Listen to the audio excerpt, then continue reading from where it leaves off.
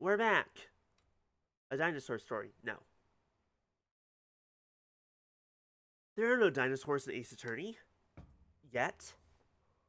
That I know of. Oh no, I'm being flipped again. We're just gonna pretend that it flipped me. If I could speak backwards, that would be a great time to do that, but that's a lot of trouble. Hi, Fluffy. And hello. We're back. We're here. It's Ace Attorney. There's a safe that we opened in a golden bust because this narcissist was a pain in the ass. Don't speak backwards. Exorcisms are expensive. Those they take a lot of work to get set up. I'm fine. I don't want to be possessed. We're not currently in... Technically, I'm more of the possessor, not the possessee. But with the doll thing that I own, that I am sometimes. It's fine. I'm sure it's fine. Don't worry about it. Don't exercise me. Don't take me anywhere near a church. It opened. It did? Yup. And it looks like the bottom safe was a fake. Something meant to mislead would be thieves, no doubt. Still, it was rendered quite ineffective by his use of such an easily guessed combination. That's extremely funny. I remember, okay, when I was younger, my parents were a big part of the church, and like they were even in the choir and all that. So sometimes us three kids had to be acolytes, aka we would put on the robes, we would have to like light the candles, and we would just sit up there with the choir the entire time. The only nice thing about that was we were legally allowed to play with fire. And a lot of the fire that we were playing with, they didn't know about. Because we would just be in the back room just waiting for our cue and just be like, here, light a match. Just watch it burn. Watch it burn. Okay, put it out before it burns your finger. Light another match. Watch it burn. Watch it burn. Smell that nice fiery smell. You know, good stuff like that. Kids, we love fire. Why, Father? Why my birth date? That is, honestly, I mean, considering I think that he was planning on killing her, possibly, or doing something else, the fact that the combination was her birth date still surprises me. Okay, let's see what's in here. This looks like a letter or something. Let's see. Dear Father, I wanted to wish you a happy birthday. Oh, God! No! Are you going to make me sad? Or is this... But he was an asshole! He was a dickhead! You're always so kind, and I love you very much. I hope you live to be 100 years old. Love, Rafa. I wrote this to my father when I was 8 years old. Father, why would you hold on to something so childish and stupid?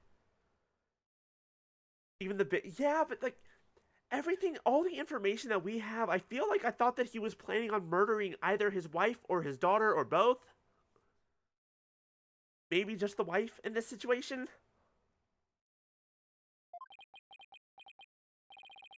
There are some other papers in here.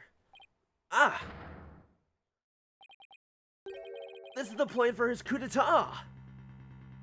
Once I poison the queen, the throne will be mine. The spiritual power obtained from the treasure will back up my claim. In the meantime, the secret police are to keep a close watch on Goran. Okay. And there it is. He wasn't going to kill his daughter. He was just going to kill his wife. What? Give me that. I don't understand.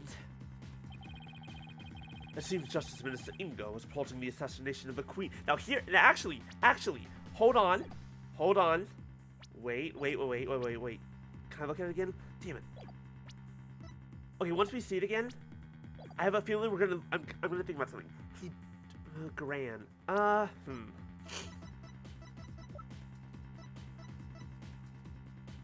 No, she's Gran. Because the sister Apollo's mom that we don't really know much about. Not Apollo's mom, Yuta's mom. The Yuta's mom. I was like, maybe it's the plan to assassinate her and not his own wife, but at the same time, I could be wrong. Either way, it sucks. This can't be true. Father would never harm Mother. Poor Rafa. This has to come as a terrible shock. What's this? There's a photo in here too. Wait. It's of a woman and a baby. I wonder who they are. Wait, is that the previous queen and Nayuta? On the far left, there's a law book with the mark of the Defiant Dragons branded on it. Yeah, no, I'm pretty sure that's the previous queen. Wait! That's... Your benevolence? How can this be? Rafa? Princess Rafa! Did you really just faint and pass out from that? Hello? Oh, you're okay. She's looking incredibly pale. Your benevolence, are you alright? Alright? How can I be alright? Huh? All that I have believed. It was all lies. I'm afraid I don't follow. What the heck's she talking about? Oh, okay. I think she's putting the pieces together with information that we don't have yet. And this is not an assassination plan for her mother. This is an assassination plan for her aunt. That already happened. And Dirk was not the one who did it. It was not Dirk who killed his own wife. No? Maybe not? Shh, no spoilers. Fluffy, shh, I want to, let me have my wrong theories. Just for a little bit.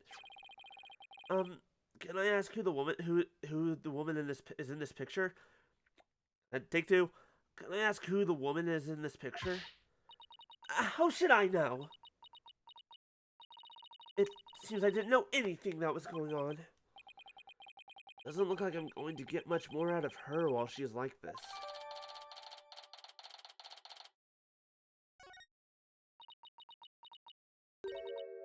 Mother? Huh? I must ask my mother about the secret she is hiding. What secret? I must go. Goodbye. Secrets of national importance, and if I were to tell them to you, it would make things a la. Wait! What was that all about? It's like her mind was off somewhere else. It appears this photo really upsets her. The thing that we don't know is who wrote that plan. Because that's another thought is... Thank you for the follow. Hello. Welcome to the Glitches and Witches. I feel like I haven't said that in a while. Anyways. What if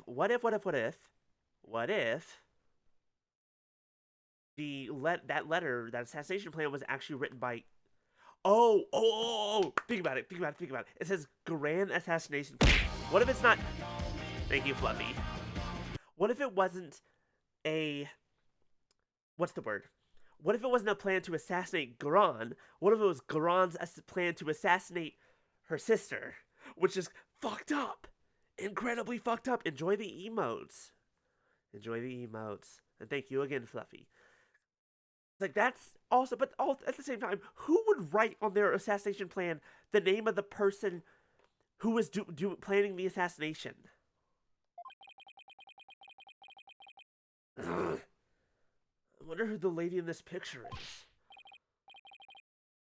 Stop! Wait, no, what was Albi's voice? Stop! Shadow! Come back here! Happy! Wait, that sounds like Albi and Shadow. That's odd. A commoner's not normally allowed in this area.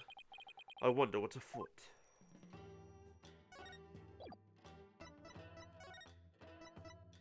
Royal Residence. Albi, my friend, my buddy. How are you doing?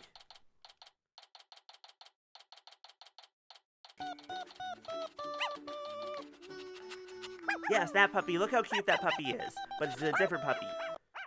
It's this puppy. Ah, Edgeworth! No.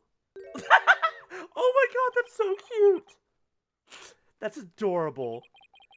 I hope one of you has a good explanation for this. One piece of information and I'll put it all together. You never know. Let's find out. But I love this. I love this more than anything. This is cute. I'm so sorry. Hi, Albie.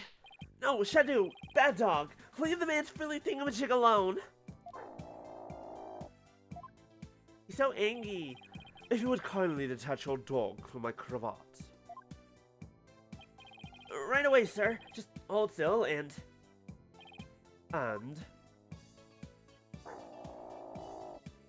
Shadow, why are you so mean to Edgeworth? Stop pulling like that. You'll only stretch the fabric. Come on, Shadow, let go of his cravat, whatchamacallit.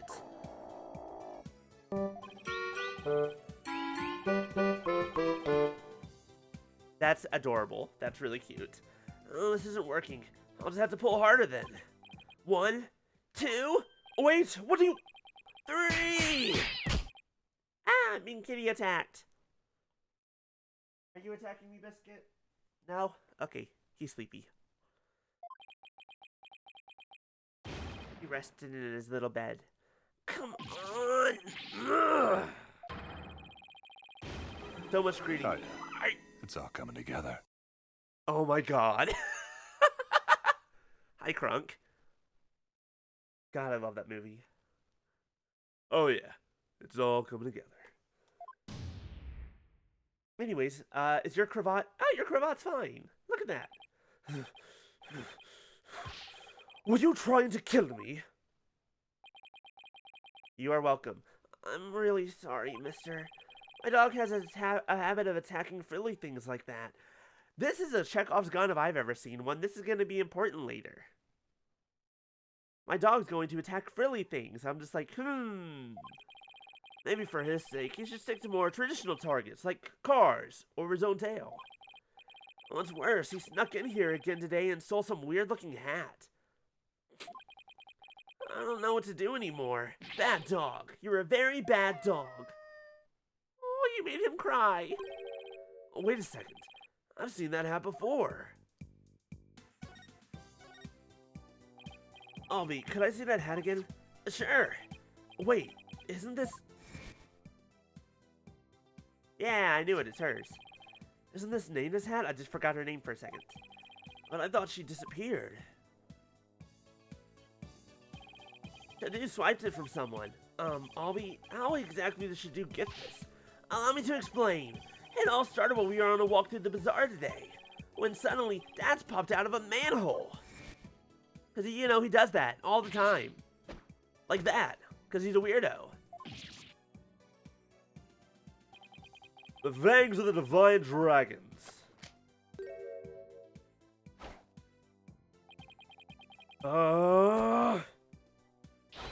That Zarball is here! Hey, you want to join our cause, kid? Do I have to do that dumb pose? It's not dumb. But, no? Okay. Even Shadu was so... Naturally, I was super startled by that weirdo's sudden appearance.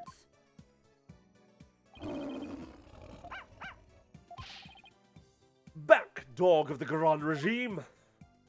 But this is my dog, Shadu.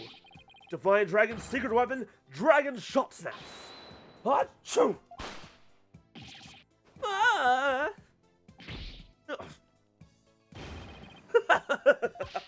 Oh man, the look on your face. Oh, that was classic. Monday stream, hi Kay. Well, it's because yesterday after our game, and everyone was watching movies. And so it was just like, yeah, I'll just do it on Monday instead. Hi Kay. The sudden bang of the firecracker spooked Shadu, and he ran off into the crowds. That's his rude. He's very, very rude. He needs to not. Shadu, come back here! That'll teach you, Goran's lapdog. You there. You there. What do you think you're doing? Ah! Oh, good. Off we go. That's when a policeman came running over and hauled Dats away. Again. Because that motherfucker doesn't know how to stay out of jail. That happened right around 2 p.m. if I remember correctly. I'm not even going to pretend I know what Dats was trying to do. I chased right after Shadu, and when I finally caught up to him here in the palace courtyard, he had this in his mouth. 2 p.m., That's about an hour before the minister's death. Nana supposedly went missing after the murder, but this would place her here at the palace at around 2.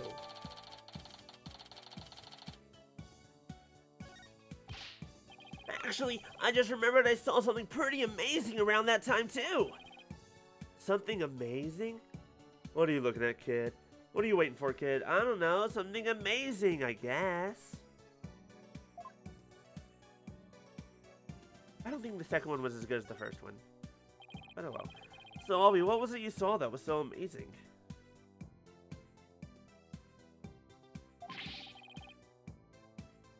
I saw Her Eminence, Queen Goran, channeling a spirit! Is it really that big of a deal to see her channeling someone? No, I was referencing the original Incredibles movie. Early on when Bob is depressed and he's already shown this little kid on a bike. You haven't seen it? Do we need to do another movie night? You bet it is. Commoners are never allowed to behold the sacred rite. Oh? Can you tell me more? Of course! I'm always happy to explain. I believe it was around 2:10 p.m. today. I got lost on the palace grounds while looking for Shadu. Oh, what is this place? It gives me the creeps. Where could Shadu have gone? In my search, I took a peek into a small room, and that's when I saw Queen Goran. She was channeling a spirit for a neighboring kingdom's king. I saw her transform right before my eyes. The important question is, who did she transform into? I feel like this is relevant. I was so excited I had to take a picture of it. You took a picture? I know I shouldn't have. I just couldn't help myself. Between this and the treasure room, Albie's not exactly the picture of self-restraint. Her channeling rite ended right after that, so I ran off before anyone could spot me. You could have been arrested again, you know? Yeah, I know. Anyway, here's a copy of the picture. Just don't tell anyone I was the one who took it. I worry about his future sometimes. Oh, it is that picture. Okay. To think of it, how did you and Shadu get into the royal residence anyway? I feel like this is an important picture for later. I'm just not sure how yet.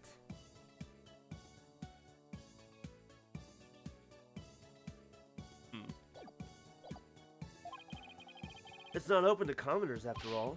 Allow me to explain. There's a way to get into the palace from the bazaar. It's a bit of a tight squeeze though. Shadu can easily fit, but anyone bigger than me is out of luck. You don't say. Yeah, part of the palace wall is damaged, and there's a hole I can just make it through. Go on. Bet you didn't know they have some really tasty food here. Oh, then this isn't your first time in here, huh? Trespassing is illegal, you know. No, it's not like that. I didn't mean any harm. It's just, I want to help change this kingdom. What do you mean? Well, after Miss Faith's trial, I started thinking, like, maybe there was something I could do to help the revolution too. Maya's trial, huh? That tragedy only happened because of how twisted Karaim's legal system has become. How utterly foolish to cast away one's life for such a reason. There must have been other ways to cover up the crime. Yet, had I done so, my wife would rush to my defense, and when the case went to trial, she would suffer the same fate as I under the Defense Culpability Act. I could not have lived myself had she been convicted because of that fiendish man. This cannot be. All I have done under the laws of our kingdom, it has all been... The DC Act led to the false charges against Maya and the High Priest suicide. But that trial also caused the public to start questioning the current state of things. And it seems even Albie has some pretty strong feelings on the matter. I knew there had to be something I could do to help. That's when I remembered the hole in the palace wall and started thinking, maybe I could sneak in and take a picture of one of the royals up to no good. I just want to do my part. The spirit of revolution seems to be catching on, even with one so young. Right, the momentum is steadily building, and the tipping point is fast approaching. It's just a matter of when. I agree, and the public's perception of the Defiant Dragon seems to be changing too. But Albie, you can't go trespassing like that. Even if it's for a good cause, it's not right. No, not that it's not right, just that it's dangerous. Okay, I won't do it again. I'll get a telescope and take pictures with that.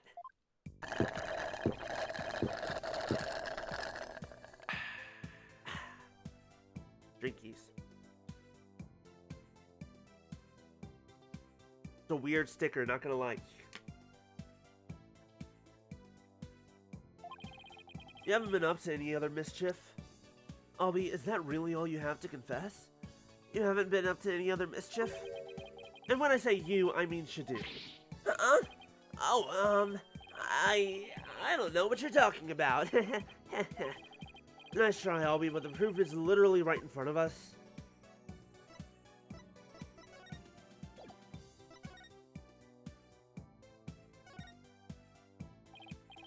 Albie, you wouldn't happen to know how this urn got knocked over, would you? Because her benevolence told me something rather interesting. Be careful. Some dingbat dog got in the courtyard and spilled water over there. A dingbat dog? That's right. The yappy mutt spilled a whole urn's worth. The dingbat dog she mentioned wouldn't happen to be Shadu, would it? I guess the dog's out of the bag.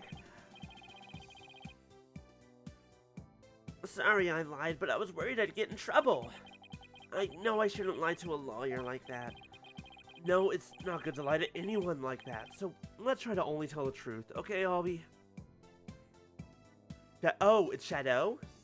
That is a good one. I do actually like that. Which makes sense, because originally we first met him when he was, like, just in a bag and he was moving around a lot, I guess. Oh, Mr. Wright, I almost forgot. I saw a couple of Americans a moment ago. They had a really weird haircut, so I thought they might be friends of yours. Why do you think that everyone with the weird haircut who's an American is my friend? I mean, that's them right there. Are they your friends or not? I mean, they are, but like... Really, now, it seems Yolo's a friend thinks all of us Americans have strange hairstyles. I suppose they'll have you to thank for that, right? So what exactly did their hair look like? Now, there was a guy with 2 crops of hair sticking out of his forehead like antenna. That's Apollo. And then there was this lady with a long bunch of hair that looked like a big orange spider leg. And that's Athena. Oh, that sounds like Apollo and Athena. What are they doing? And they were racing through the bazaar with the Garan Royal Guard in hot pursuit. Well, that doesn't sound good. This sounds bad. Wait, what? Oh, why were they being pursued? I'm not sure, but I have my suspicions. I just hope they're alright. Sorry for not mentioning it before. It just kind of slipped my mind. Ah, shite. Booby! We were that well... Yeah, whatever.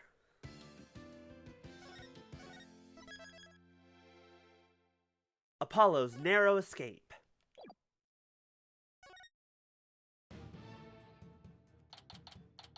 18th. Karain Bazaar.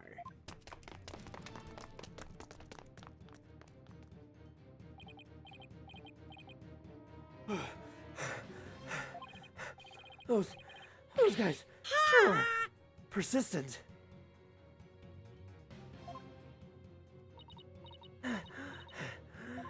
Yeah, and they even wore me out, and that doesn't happen often. Why are they after us anyway? Apollo, it's the Royal Guards again. Quick! Hide! Hey! Where'd Hornhead and Spidey Hair go? Where'd Hornhead and Spidey Hair go? Spidey Hair? I think they're talking about me, are they? Is that a trick question? We know you're hiding somewhere around here! Apollo, that weird-looking bird over there, did it just... Yeah, it did. It's called a warbot, and... You know what? I'll tell you all about it later when we're not being chased by masked men. Come out, wherever you are. Hand over the Founder's Orb if you know what's good for you. Uh-oh, they know that he has it. Why do they know that he has it? They should know this. It figures they're after the orb. I don't want to know what they'd do to us if we were captured. If they grill us in those obnoxious, loud voices, I'd cave at the first hour and confess to whatever they wanted, truth or no. The worst confessions. Come out now, you foreign devils! This has gone far enough. You must not keep our remnants waiting any longer. Oh, we've got to get out of here. There must be a safe place to hide somewhere. I know what to do. Everyone into the sewer. Look, a manhole. Look, that's right. Hey, son, do you remember my office? Sure, I remember that messy, dimly lit room. A vial of a mess on a Mars assassination is kept there. I think it might help you on this case. Do you remember how to get there? Athena, I know where we can hide. Follow me. Oh, where are we going? Oh, wait. If you're not seriously thinking about going down there, it smells like rotten eggs. And are those rats I hear? We've got no choice. I can get us somewhere safe, but that's the only way in. Quick, before it's too late. It's going to take forever to get this stench out of my hair. Also, I would not call her hair spider-like. It's a little bit too, it's a little bit too wavy for that. May 18th, former Sadmati law offices. Looks like we lost them. That was close. Dirk's office. How long has it been since I last set foot in here? At least we're safe now, but... Why is Athena all huddled over in the corner like that? Ah! Dex? AJ, what the heck are you doing here? Grand Royal Guards are after us. Once a rebel, always a rebel. Don't worry, the regime doesn't know about this place, so you can relax now. Good, but since when am I part of the rebellion? I don't recall signing up. Apollo! Oh, hi, Phoenix. How'd you get here? Mr. Wright, what are you doing here? We saw you two go into that manhole. You narrowly escaped the gods' notice. It was like watching a pair of ostriches burying their heads in the sand. I guess that was a closer shave than I had thought. Anyway, you're safe and sound now, and that's what really counts. Oh, I also have some evidence for you. Thanks, Mr. Wright. Case evidence received from the boss. So, what is this dubious hovel we found ourselves in anyway? It's the Defiant Dragon Safe House, also known as the former Sadmati Law Offices. I see. Well, though it may just be happenstance, here I am, a chief prosecutor, hiding out in a rebel base. Please don't report this place to the local police, Prosecutor Edgeworth. Might as well take a look around here while we're waiting for the heat to die down out there. Come on, Athena, stop moping over there and help me check this place out. Please tell me there's a shower here. There's a sink in the kitchen. And if you're lucky, maybe even some soap.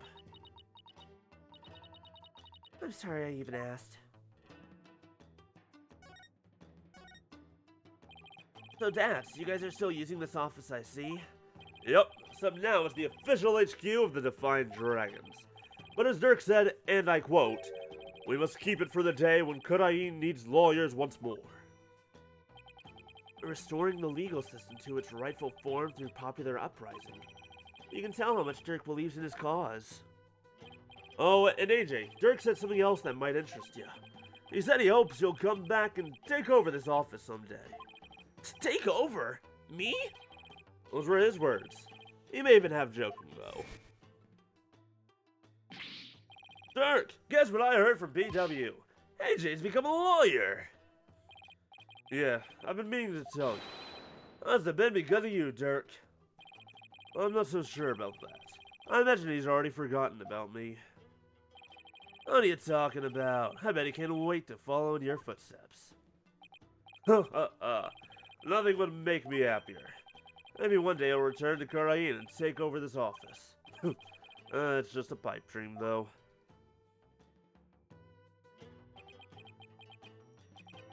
Dirk really said that? Dirk was never a hands-on kind of dad.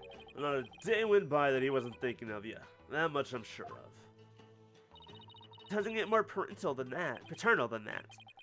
Dirk, to think I really did spend my days trying to forget you. Looking forward to a nice long talk once you're free. Hopefully not free of this mortal coil, just like the regular kind of free. This is Dirk's old law book. Look, there's a mark on the cover. It looks like it was branded on with a hot iron. Yeah, I think it was done in protest against the Defense Culpability Act. There's an entry on the DC Act right here, see? Oh, so this is the infamous anti-lawyer law you guys are always talking about.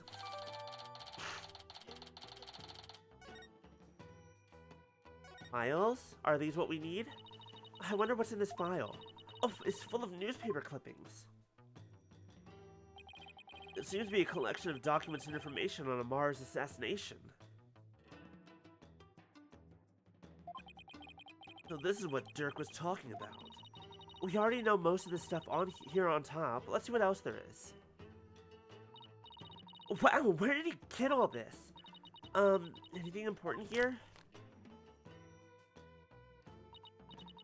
What about this? Apollo's roving musician father got caught up in this incident and lost his life. He was struck in the head by the culprit. The victim's passport and any pictures of him were burned up in the fire. Without knowing his real name, no divination seance could be performed. But if we know his name, we can have a divination seance. And I already read in Athena's voice, so it's fine. What? This is about your father, Apollo? Looks like it. I was never told much more than what's written here. Really? How come? Dirk always skated around the subject. Maybe he thought I was still too young. Plus, I always thought of Dirk as my dad, so I never really brought it up. Oh, I see. I don't like the spider there. I don't like the spider there. Still, I feel kind of sorry for your real dad. My real dad. I was never really interested in learning about him. But after seeing this picture, I can't help but feel a little curious. I wonder if Dad could tell me anything about him. Apollo, this file looks like it might be useful, but there are so many pages I can't tell what's important. I need someone to help organize all of this, and I think I know just the person to ask. I'm surprised to see so many appliances here. There's even a TV. Speaking of which, we gave the people of Kirain quite a shock when the Plume Punisher, Warrior of Neo Twilight Realm, was last on TV. You mean that show where actors played the part of Dirk and Rafa? You hijacked that in the middle of its broadcast, right? Yep. And all their writers do each week is try to ruin the Defiant Dragon's good name. So we decided to hit them where it hurts. That must have been real shocking, especially for the kids who waited all week to see it. I mean, the show's main villain was actually hijacking the very show he's in. Rather impressive if I do say so myself. What's with the altar? That's where we pay our respects to the victims of the Defense Culpability Act. The DC Act is a heinous law that puts innocent people to death. A law that's supposed to protect the people sends them to their graves instead. Talk about insane.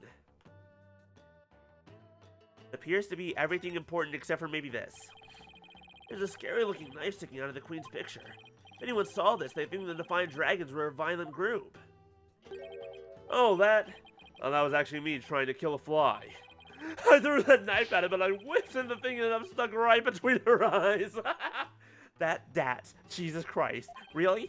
You mean this wasn't on purpose? That's actually incredibly hilarious for some reason. He's definitely a person. Ew, is that a newt?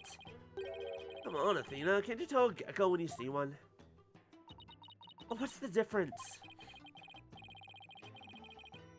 Geckos like to live in houses, while newts prefer to be outside near water. They're totally different creatures. Well, how do you know this one wasn't caught outside near some water? It could very well be a gecko. No, I'm pretty sure it's a newt. Wait. Oh, so then you agree it's a newt, Apollo? I fell right into her trap. They're both wrong. It's just a plain old lizard. That being said, a plain old lizard doesn't really exist. There's always some kind. It's got something. Dirk's jacket.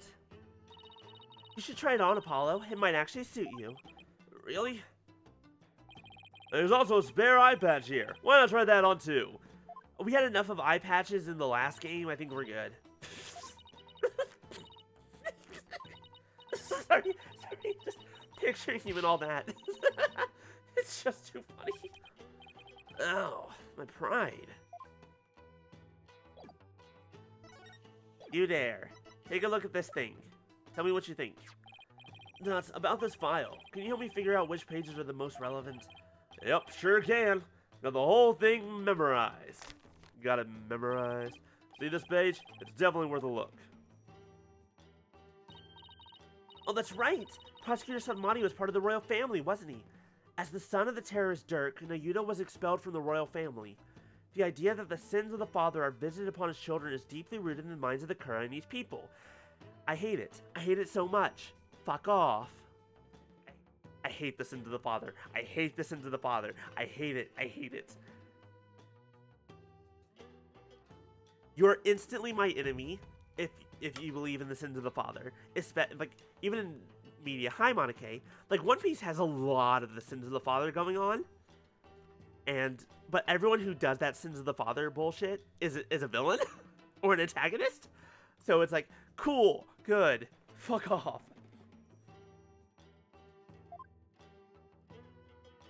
Howdy, howdy. Yep, but he was expelled after that old thing with Dirk happened. He must have gone through hell once he entered the legal world, though. Because of the whole "the sins of the father are visited upon his children" thing. Yep, in the eyes of the people, Dirk is not only a traitor to his kingdom, he's also the terrorist who assassinated the previous queen. So as a son, Yudino got the cold shoulder at every turn. That must have been really hard on him, and kind of explains why he is the way he is now. Let it go, and move on. Yeah, the ties between father and son aren't something you could break, even if you tried. No matter where he went, he was probably labeled the son of a criminal. But despite it all, he made a name for himself through blood, sweat, and tears. I mean, just look at him now. He's a star prosecutor working cases around the globe. He's become a hero, the pride and joy of Karain. Now that's the Nayuta I know. Super smart and never willing to give in. Must have studied and fought like his life depended on it to get where he is today. Hi, Swift. Okay, we have more relevant information. 3 specific pages. Okay. Hi, what can you tell us about... Maybe not this. The Mark of the Dragon. That's the symbol of our group, the Defiant Dragons. Eric has the same mark tattooed on the palm of his hand, right? Yep, and I've got one too. Really? Where? On my heart. Oh, you mean metaphorically? Like you're ready to die at any time for the curse or something like that? You got that right. Dead or alive, I'll always be a Defiant Dragon.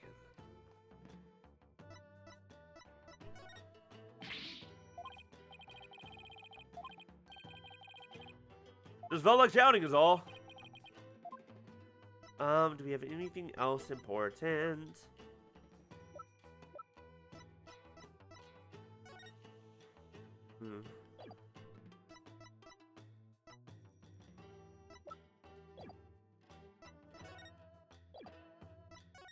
there anything else that I haven't looked at yet? The money law offices. That's the sign Dirk used to display out front. Hey, Dads. I heard the office used to do quite a bit of business. That it did. Dirk was a famous lawyer with countless courtroom victories, after all. He was the dauntless dragon who turned trials upside down. So he's the turnabout terror, is what you're saying. Looks over at Phoenix Wright. Snatching victory from the jaws of defeat, looks at Phoenix Wright. This famous lawyer spread far and wide across Kurain back in the day. Oh, the day comes when he can proudly display the sign again. Oh, here we go. Huh? Who's the kid? Wait a second. That's you, Apollo. I'd recognize those horns anywhere. Is that really the only way anybody recognizes me? You were so cute. And who's that fine-looking young man? That's Nayuta, back when he used to smile. Wow, his smile is absolutely angelic. Sure brings back memories. I was thinking the day we all went out fishing. Wait, are you telling me that Nayuta and Apollo had two dads? Are you telling me that Dirk and Dats raised those kids as dual dads? I don't care what anyone says, that's what I choose to believe. What was Prosecutor Sadmani like when he was younger? He was kind of quiet, but passionate when it came to his convictions. When he finally made prosecutor, he was all fired up to change Karain for the better. But now he's nothing more than Garen's lackey. Seems like Dats has a lot to say about Nayuta. I'll ask him about his thoughts later. Is later now? Later's now. Dats, wasn't Nayuta dual destiny? God damn it.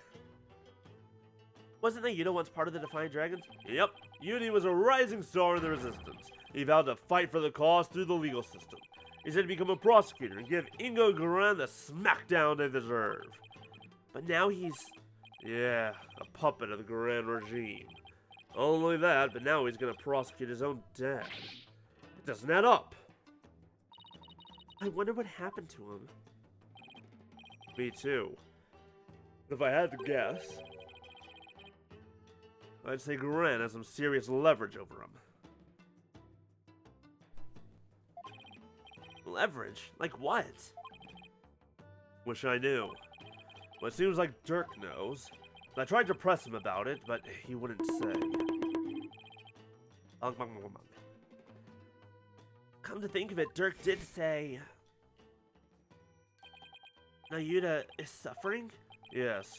He knows the rightful state of Karain's legal system. You're trying to smack the spider? Thank you. Please get rid of it. But something forces him to bend to Garan's will, and it's tearing him apart. If that's the case, I bet Nayuta doesn't really want to go through with Dirk's prosecution. We've already searched here, but it never hurts to take another look around. Is there anything else I can present to you? I'm gonna take this as a no. You know what this is? You're not being very helpful here, Dats. Hey, do you know anything about this? Hey, do you know anything about this? Do you know anything about this? Know anything about this? Nope. Dats, I wanted to ask you about this picture. Well, that's the picture of your pops that Dirk found. And he had a heck of a time tracking it down. So he searched all over for it. Why? Why would he go through all that trouble? Because now we have a face. And you guys have a name, I think. Do you? Jove Justice. We have a face and a name. Which means we can do a channeling and or divination seance. That's why it was so important to find this picture. Dats, please tell us everything you know about Apollo's dad. You know what my biological father was like? Dirk once told me about him. He was a modern minstrel, walking the world and making music in his travels. This file also has some information on your real dad. It says he died in the blaze at Queen Amar's residence 23 years ago. That's right. Dirk had invited him over. Dirk's the kind of guy who became fast friends with just about anyone. And it seems your pops was like that too, AJ. They hit it off at a bar, and the next thing you know, Dirk's asked him over to play some tunes. And then the place went up in flames. Yeah, Dirk had just stepped out for a sec when the fire broke out. Apollo, you were there too, but you were still just a baby. I remember hearing about that when I was little. Yeah, it was a crying shame. Your pops just happened to take you along that day. So you were there with him when the fire broke out. But Dirk risked his life to save you. It's like Dirk's done nothing but save me all my life. All your pop's stuff got burned up, including anything that could have helped us identify him. All we knew about him at first was his stage name, Jangly Justice or something like that. Why jangly? Don't be jangly. Don't be jangling. There's no justice in you jangling it. Dirk did everything he could just to dig up what little we know now. What about my mother? Do you know anything about her? Phoenix Wright does, and he's in the goddamn room! All we know is she was traveling with your pops. Well, that day, she was off doing something on her own. So then, she probably didn't even know my father had been with Dirk then. But she must have been desperate to find you and your father once you'd gone missing. No doubt, but the Queen's assassination threw the kingdom into chaos. Police were so overwhelmed, they were probably hardly of any help to her. We searched and searched till our legs gave out too, but we never found her. And with your father's stuff all burned up, we had 0 leads, not even a photo. So that's how I became an orphan. Yeah, who knows? Your mom read about the details of the fire in the newspaper. And maybe she figured you died along with your pops. Wow, I had no idea you'd been through all that, Apollo.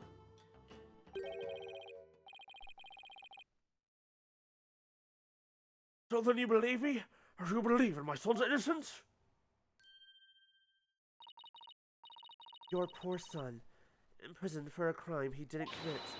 Let's petition the government for his release in a declaration of innocence. Oh, thank you, thank you. I'm forever in your debt. Who's that? Hey there, Miss Cindy. Hard at work, I see. Yes, I have my own battle I must wage. After all, there are many who suffer under the Defense Culpability Act. Miss Cindy! Miss Cindy! Please don't forget about our case, too! I won't. I will look into it as soon as I am able. Dats, what's Mrs. and me do here? What's Mrs. and me do here? Oh, she's lending an ear to all those suffering under the regime's wrongful accusations. A lady whose husband's been imprisoned, parents whose son been falsely accused. She's helping all those types of people. So she's trying to help the revolution along, in her own special way. Yep. Thanks to her, more and more folks are coming over to our side. All the people who've been unhappy with the regime have been waiting for just this chance. And they're starting to speak out in support of us. The people are responding, and a grassroots movement is growing. Dirk's dream of revolution may finally come true. What should we do about the Founder's Orb? We'll probably run into the Royal Guards again the moment we leave this place. Well, we can't stay here forever, so we'll have to think of something. Got it! Why don't you hold on to it, Dats? It should be safe here, right? You can count on me! I'll get it back to you in time for tomorrow's trial at the Hall of Justice. Founder's Orb, left with Dats. What now, Apollo? Well, we've got a handle on what happened 23 years ago. Maybe we should pay Dirk a visit. There's something I want to show him. I'll join you. I want to talk to him before tomorrow's trial. Or maybe I should wait here, then. We'll attract undue attention if we go in too large of a group. Great! Oh, it's always a bad idea to leave things with him. Seems to be somewhat unreliable. Hi, Bye Beast. It's a-going. We're learning. We still got a long way to go. Hey there, son. Came to see your old man again. Hi, Dirk. Guess they're done questioning you? Yeah. You'd think the unit might have cut his old man a little slack. Might have cut his old man a little slack, but no. He really laid it into me. Seems like they're really keen on recovering the Founder's Orb. When I wouldn't tell him where it was, he confiscated what few possessions I had left. Wait, Dirk's not wearing his attorney's badge. I even took that from him?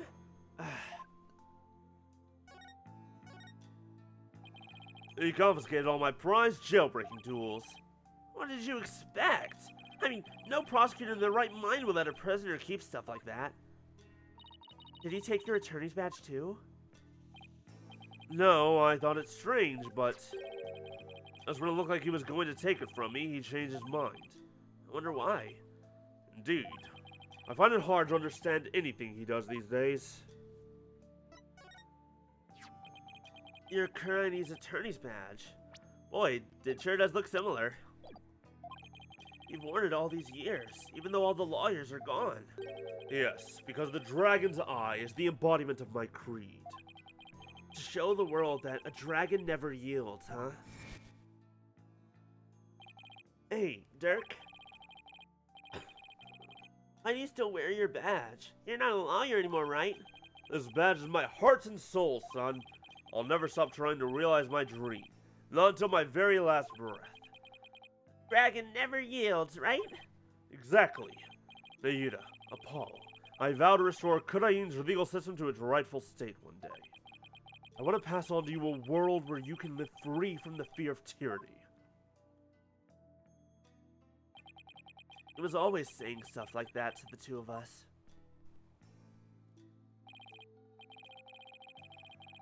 Nayuta, is the reason why you didn't take Dirk's badge because you still remember those talks too? I really hope that's what it is.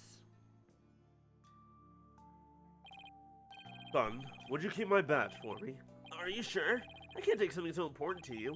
That's exactly why I want you to hold on to it, Apollo. I'm placing my fate in your hands. Alright, I'll make sure it stays safe. Make it rain!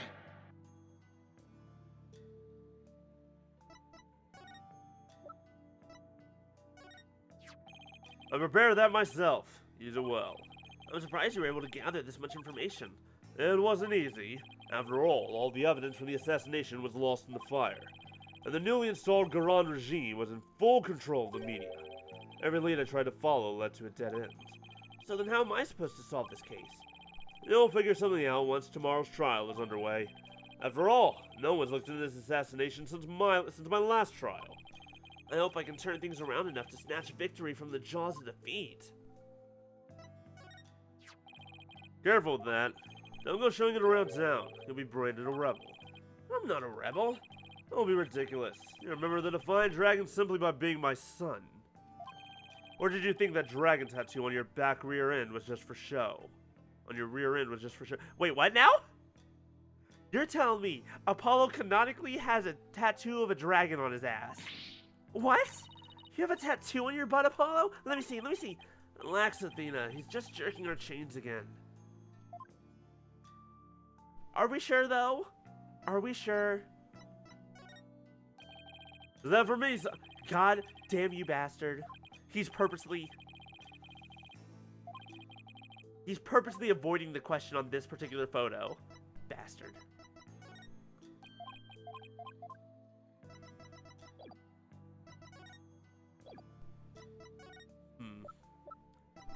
What is this?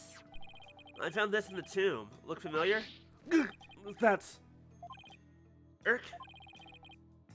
Where did you find it? Down between the monk statues in the tomb. Is it yours, Dirk? Oh, it's something I bought. Why is he suddenly acting all awkward? Because he gave it to the previous queen, Amara. It was a gift for his wife. I wonder when I lost it. Let's have it. It's very important to me. Of course. I'll just make a note about it for future reference. He said that he bought it. He didn't say that it was his.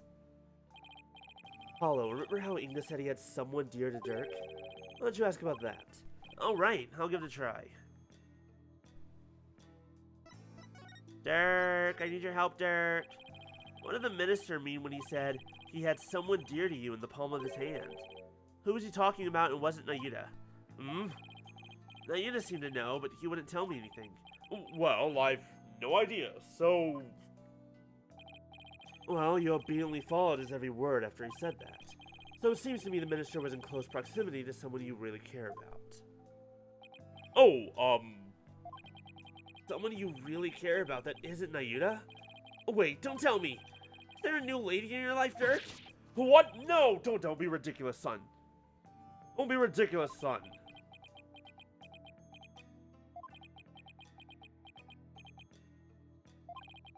The love of my life was Amara. But she's gone now, and there will never be another. What was that? My bracelet. Oh, wait, does this mean... Dirk, have you really not met somebody new? Is this important? Is this really important at the moment?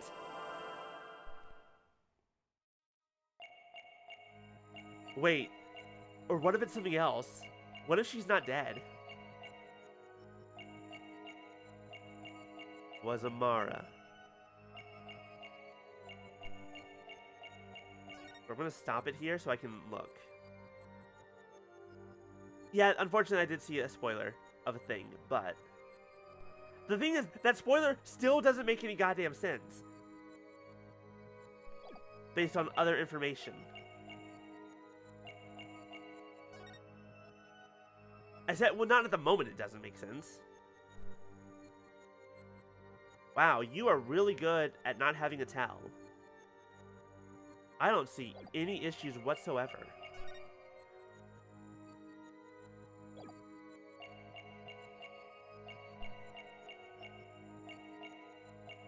Because that hand's not doing anything. Listen again. Let's just stop on every statement and run around everything. We're just gonna size you up here, buddy. Don't worry, Dad. This isn't invasive. I promise.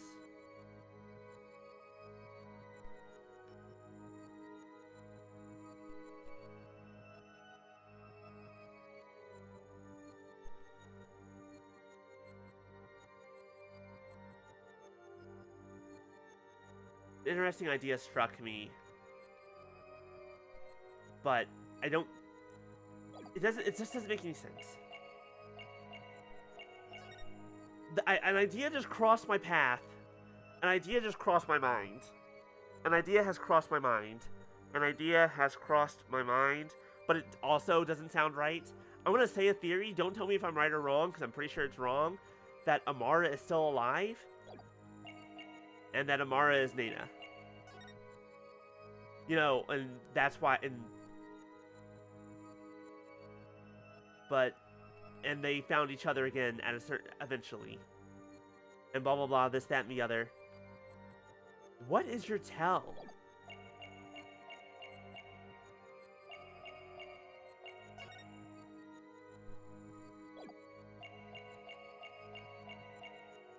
Gotcha! You seem uneasy, Dirk. Wait, don't tell me you're ashamed because she's much younger than you. Just don't be ridiculous. I'm just getting tense because of your intrusive questions. Anyone would react the same way. I guess that's not it. Still, my bracelet reacted, so I know he must be hiding something. But I can't see any sort of reaction. He's rubbing his chin. No, he's always rubbing his chin. Oh yeah, it's all coming together. We're getting there. We're getting there.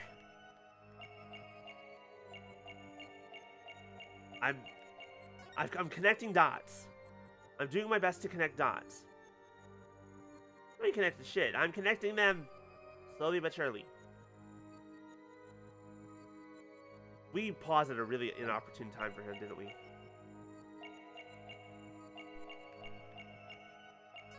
And now there will never be another. But I don't... Nothing's moving.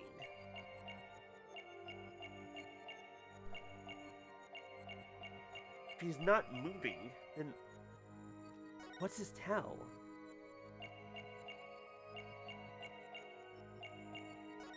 He was... Well, he's constantly blinking, is the problem, see?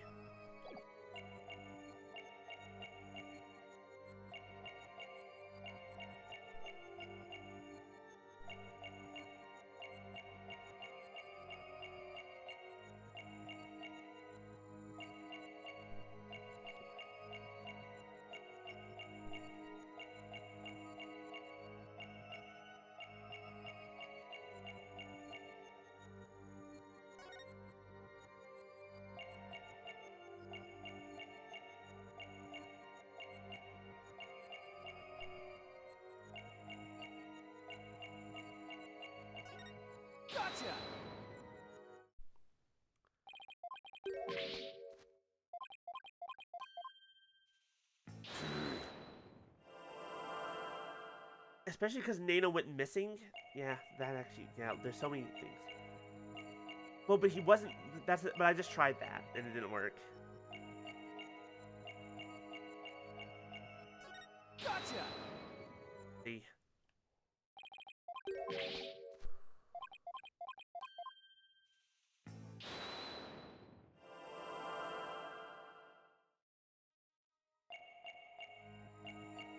Is your hair moving? You just stop on every statement, because normally when you stop as Apollo doing this, something is always moving, and that something is what you are looking for.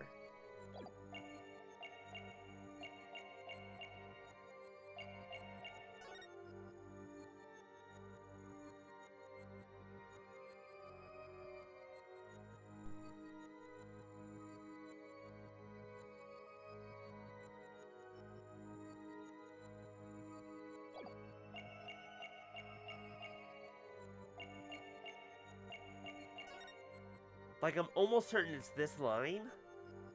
I just don't know what or where the tell is. Because I think we need to... Found it. Gotcha! Dirk, you can't fool me. You tensed up when you said, but she's gone now, and you unconsciously moved your arm, causing something to press up against your jacket.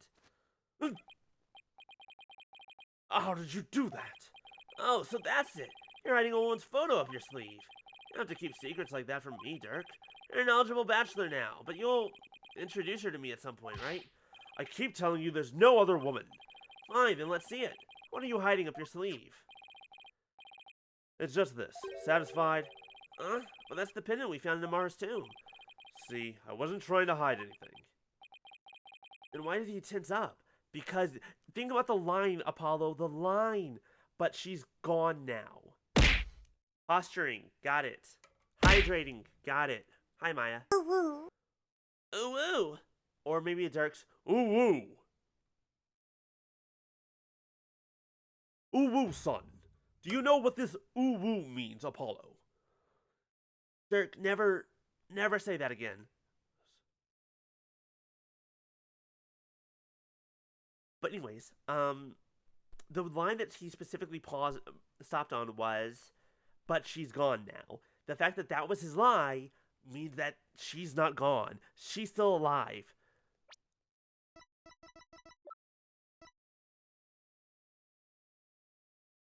Age unknown.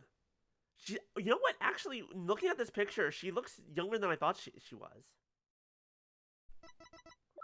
I wonder. Not that one. Nope, different colored eyes. The eyes are a different color is the problem, but those could also be faked. It's also hard to see them.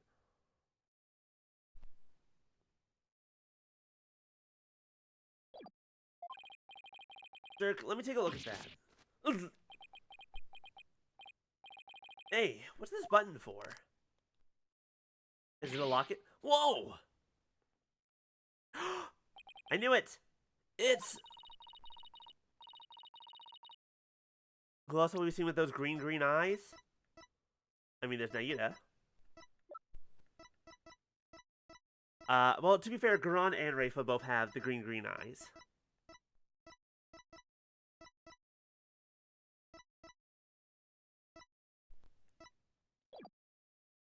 It's a picture of Dirk and some lady. She's really young looking, too. Mon Dieu! How are you into younger women, Dirk? Look, again, I saw a spoiler, so I kind of already know what's happening, but I'm trying to pretend to piece it together in-game. Dirk, you old dog, you. You got yourself a younger lover. Hey, dumbasses, why don't you take a look at how old Dirk is in that picture? Will you stop with this nonsense? This is Amara before she died. If you look closer, you'll see that I was younger too. Hey, you're right. You don't have an eye patch here. Oh, that's no fun. Oh, wait a second. Haven't we seen this woman before? Now that you mention it, isn't this woman the same as the one in the pendant photo? Take that! The woman in the pendant is also the one in this photo. Apollo, where did you get this? From the safe in Inga's room. Apollo, if this is Queen Amara, it had to have been taken at least 23 years ago. But that's just not possible. Yeah, I just noticed the same thing. Because it doesn't make sense. Wait, I thought it was weird that the mark of the Defiant Dragon is already burned onto the law book. That shouldn't have happened when Nayuta was born. That shouldn't have been a thing. This is child number 2. She didn't die. Here's why this photo couldn't be 23 years old. Take that! Take a look at the law book. It has the mark of the Defiant Dragons branded on it. But that mark didn't exist until after you started your revolutionary activities, Dirk. So this photo must have been taken after Garan came into power. And that didn't happen until after Amara was assassinated. So then, how can Amara even be in this photo? Ghost? Dirk, did you bag a ghost, you lucky dog? Wait a second. That would mean that Amara is still alive? Looks like you found me out, son. Wait, so it's actually true? But she must have been in hiding because if she came... Set a fire. That assassination plan, I'm almost certain now that it actually was Garan's plan to assassinate her own sister.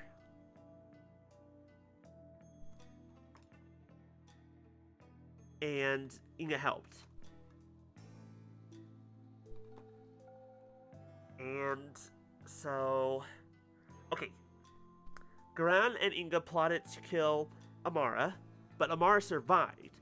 But because of what happened, everyone thought she was dead, and Garan came into power, and if Amara tried anything, then she'd be fucked anyways. Because they had all the power now. Dirk! What do you mean Amara's still alive? Don't let the bailiff the guard behind you hear that. I thought she'd been assassinated. So did I. But it seems she made it out alive, only be held captive by the Garan regime. Oh, that's also bad. Why would they do that? When I fled from the law and went underground 23 years ago, I heard some shocking news from a Defiant Dragon spy. There were rumors of Queen Amara being sighted in the palace. And those rumors turned out to be true? Yes. I snuck into the palace to see for myself. She was confined within the grounds, but otherwise she was as fit as a fiddle. So then, the sarcophagus in the tomb, it's empty? Yes, that entire tomb is one big charade. Garan had it built to stage Amara's death. So we're not going to be cursed by her vengeful spirit? Oh, that's a relief. She was being held under virtual house arrest. So I freed her and we made a run for it. Well, this photo was taken back then. Look at how they're both grinning from year to year. Huh? There's a fingerprint on the metal part. I guess Dirk must have left it by accident. Oh, Mr. Sadmati, I'm gonna hear all about how you ran away with Queen Amara.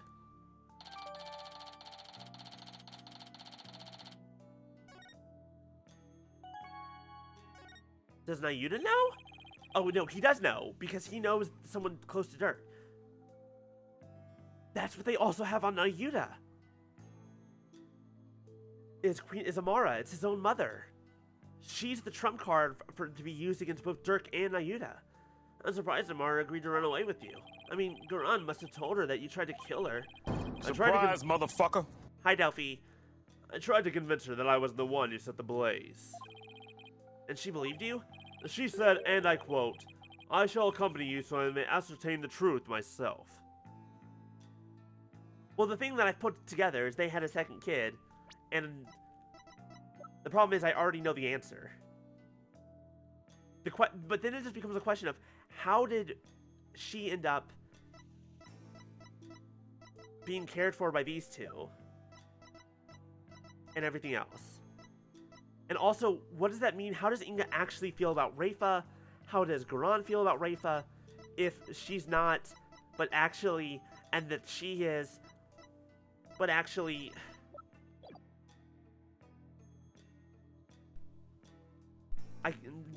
maybe they couldn't have kids of their own? I was like, yep, infertile, sterile, whatever. Everything's very messy. She always was a tough one to read. I bet she was thrilled you came to her rescue, Mr. Sadmati. To be set free by your beloved. It's like something out of a fairy tale. Yeah, well, there was no happily ever after once Karan's people caught up with us. They took Amara away to who knows where. I snuck back into the palace and searched high and low for her, but to no avail. They probably moved her to some remote mountain prison or the like. Dirk, does Nayuta know about this? He knows she's his true mother, and I told him as much. Oh wait, is that why Nayuta is following Garan's orders? Most likely. So then, do you think that deep down he doesn't really want to prosecute you? Well, he's not one to show his feelings, and lately I've had no idea what he's thinking. Apollo, we need to grill the queen about Amara when we have the chance. That feels incredibly dangerous. Hold on. Look. Phoenix, I don't know if you've thought this through. I don't think that we can blackmail the queen into telling us what she knows without her killing us. All she has to do is say, guards, kill them, and we're dead. We're done. It's not gonna happen. I was wondering about something. The little baby the lady's holding, is that Prosecutor Sadmati? Not necessarily. It could just as well be me. After all, we're only 1 year apart. I don't know. I mean, the kid in the picture is too cute to be you. Let's settle this by asking Dirk himself. Nope, wrong one.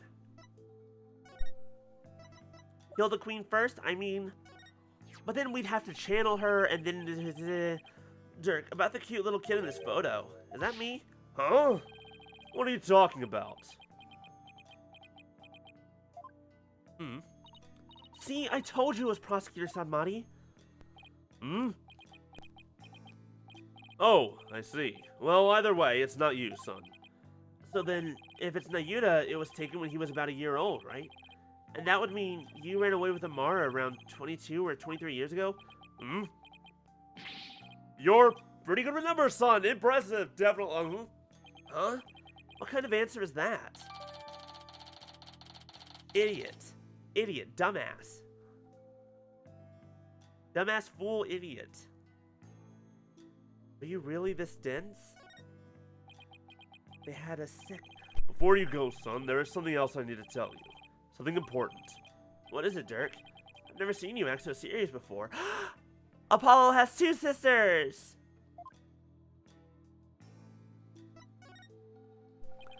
So what's this something important you have to tell me? Listen, son. Even if you manage to prove me innocent tomorrow,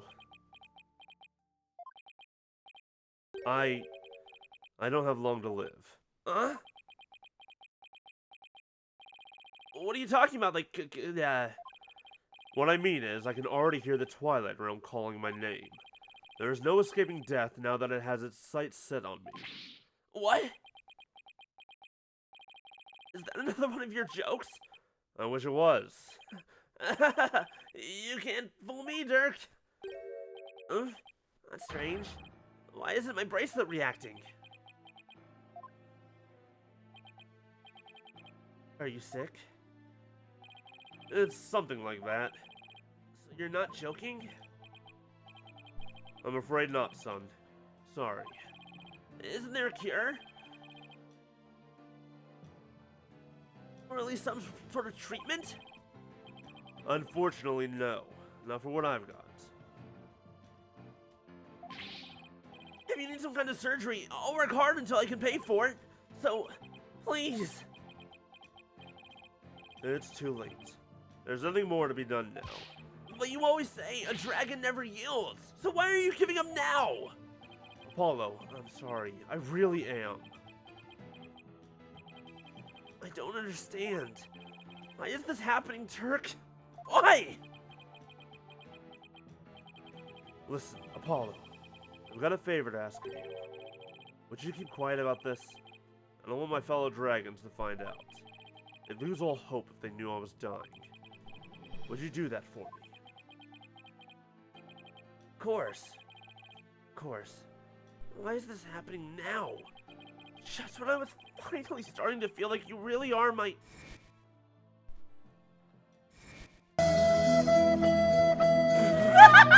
Fluffy! I thought that this time, we'd finally... But now...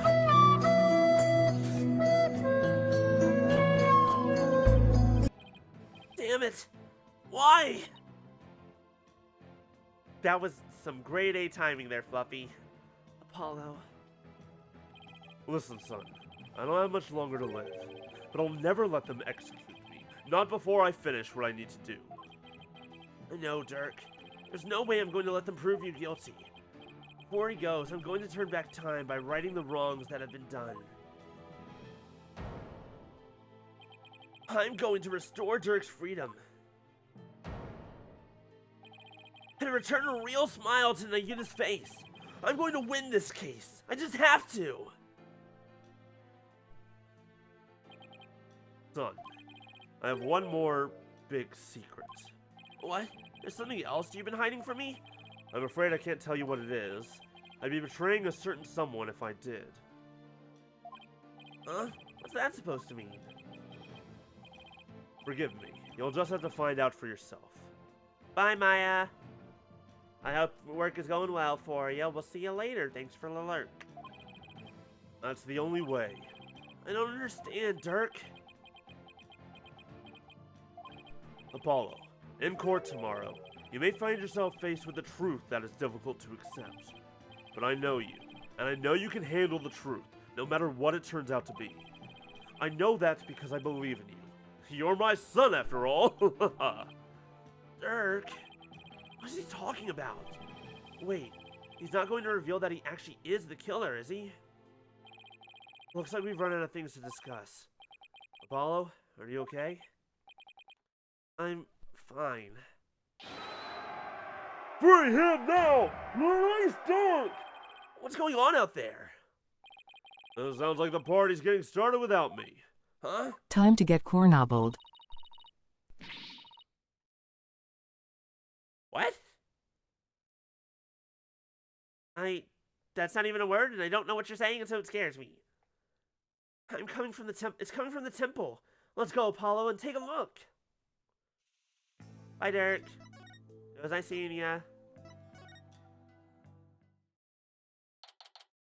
Hey, 18th! Temple! Whoa! What is all this?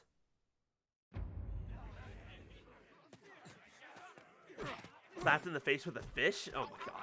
Let go, will ya? Hi, Nayuta. What are they? Huh? Well, look at that. The people are coming to take their courts back. Don't hold back, man! Arrest them all! Hi, are you trying to arrest a good couple hundred people? Good fucking luck. You're arresting half your own country. Bad look for you. Dirk belongs to the people! Give him back! Yeah! Where are you holding him? Quiet down, you! They have my big sister too, but she didn't do anything wrong. Ow, ow, stop pulling my hair! Release my son! Release him now! Stop that! No biting! No, I do not want to be tossed out of a window, thank you. This is really something. And it looks like Dats and Mrs. and me are leading the charge. You unenlightened fools! Do you honestly think this will change anything? Udi, why do you keep serving that witch Garan? Hey, Nayuta! You again. What's going on here? A cab. It Would appear that the insurgents are fanning the flames of rebellion. But I never thought it would grow so large. However, they will all be under arrest shortly. Reinforcements are almost here. We'll be arrested? Just for protesting? They are aiding and abetting a criminal by seeking his release. Her Eminence Queen Goran has ordered they be arrested and judged in mass. Oh my god! Are you saying that you want to try all these people under the DC Act?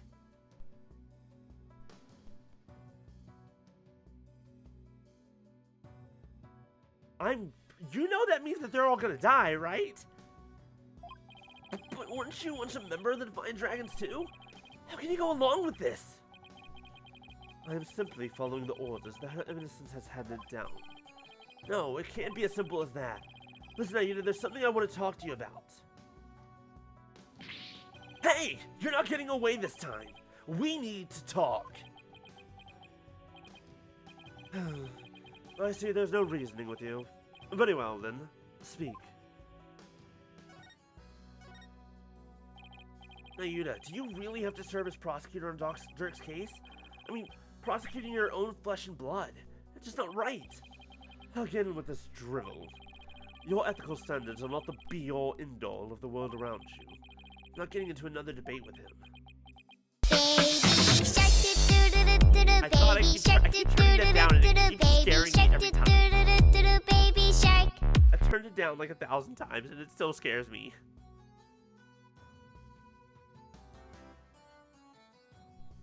Naida, did you know that Dirk is sick? What? He apparently doesn't have that much longer to live. If found guilty, he probably wouldn't even make it until his execution day. What are you talking about? Knowing this, are you still prepared to send an already dying man to his grave? Well, enough with the Zen monk acts, Nayuda. Tell me how you really feel. Mr. Justice, each person is born with a role to fulfill, and I must fulfill mine.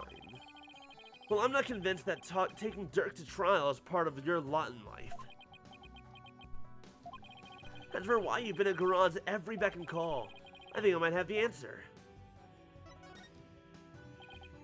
Nayuda, you know the truth about your mother, don't you? About how the former queen is still alive and being held somewhere. So Dirk told you, did he? Yes, it's true. My mother was spirited away to some remote corner of this kingdom to keep her safe from harm. Safe from harm? Dirk said the Goran regime is holding her captive. No, they are keeping her safe. So you don't know where Amara is being held? I only know that it's some secluded hideaway where visitors are not allowed. I've heard she leads a simple life, akin to that of a monastic disciples. Sure sounds like she's being held captive to me. Listen, Nayuda, aren't you really doing the Queen's bidding because she's holding Amara captive? And this whole thing with Dirk, you know he didn't really kill Inga, don't you? Dirk doesn't have much longer to live, so I want to help him however I can. This time, it's our turn.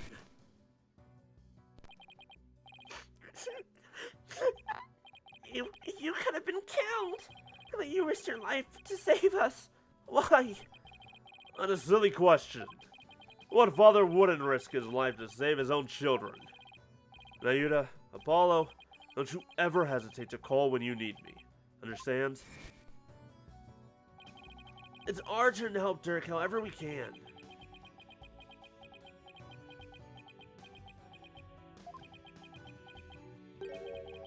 What you speak of is futile.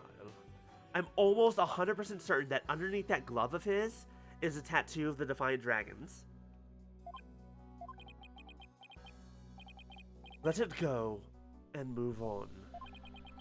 The guilty verdict, the hopelessness. You must resign yourself to it all. Clinging to false hope now will only serve to magnify your future despair. But let it go and move on. He says, as someone who clearly has had that drilled into him for many years and is clutching on to the remnant of hope and salvation that is permanently burned into his flesh, but he can never think about it again. Nayuda, are you really going to just roll over on this? I have no more time for idle chatter. I must prepare for tomorrow's trial. And now, if you'll excuse me.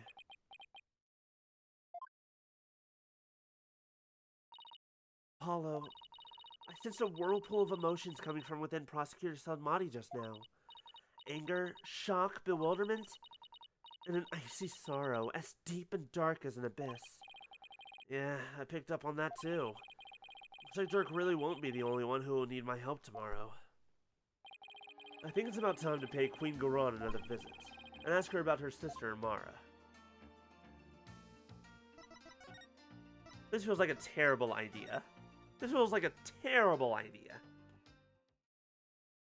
But here we are, May 18th, the Garon Palace Audience Chamber. I know that they're gonna survive this, but it sure feels like they shouldn't. The royal guard isn't around. That is utter hooey! You cannot continue to deceive the people like that. Rafa, justice is much more than simply speaking the truth. Is that Princess Rafa and Queen Garon over there? You deceived me too, Mother. How can I ever believe a word you say again? You nincompoop!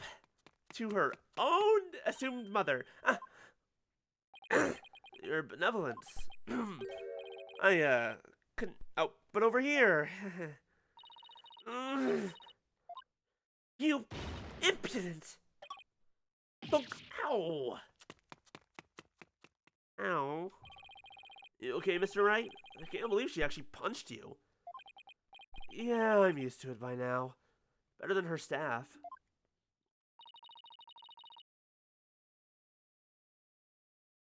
She learned a truth. The question is, which truth? Which truth did she learn? Was it about her aunt, Amara? And thus, it was probably most likely about Amara and the fact that Dirk wasn't the one who killed her. Or tried to kill her, or whatever.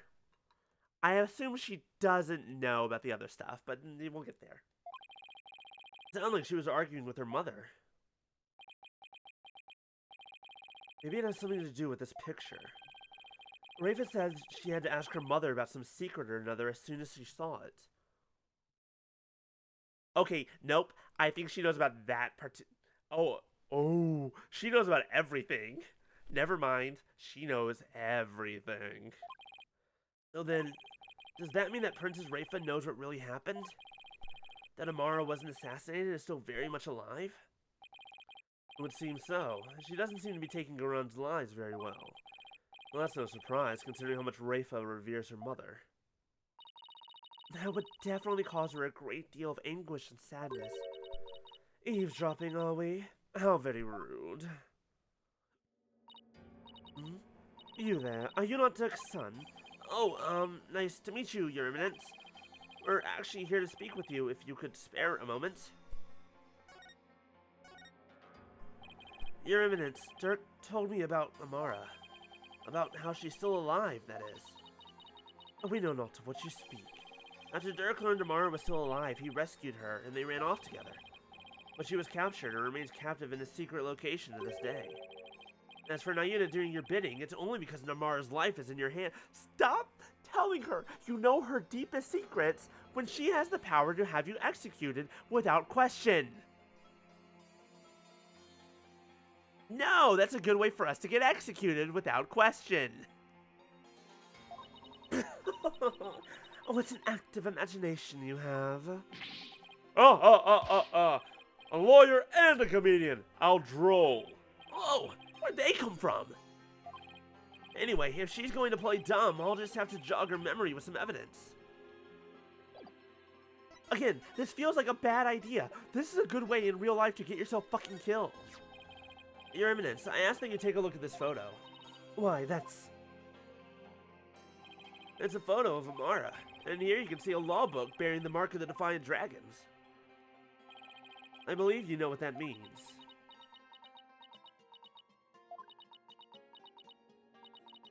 Very well. Royal Guard, stand down. Yes, Your Eminence. Your wish is our command. No, what's a better voice? Your wish is our command! Sometimes you just gotta get the fun voice. It seems there's no need to perpetuate. I don't know why I couldn't read that word. I don't know why I couldn't read it. It seems there is no need to perpetuate this charade any longer. We shall speak of all we know. I know that she's still gonna lie her ass off to us, but you have a Magatama to see through people's lies. I can see all the little twitches and ticks, and Athena can hear their lies. So, like, between the three of us, we got all forms of lie detection down. See no evil, hear no evil. Next, what do we call you with the Magatama? I guess it's also technically see no evil? Magic. Yours is just magic. We don't have a speak no evil. Then again, well, I guess technically we all speak no evil, because we're... Well, I know, but is he really speak no evil? It's like, Apollo can see, Athena can hear, all of them can talk, but that they don't really find that, well, maybe he does speak no evil, since he's the king of bluffs. He bluffs his way to people accidentally revealing the truth. So then, you admit that Amara's still alive? Yes. She is under our protection in a safe location. I think you mean being held prisoner, but okay, we'll go with that for now. And where is she being kept?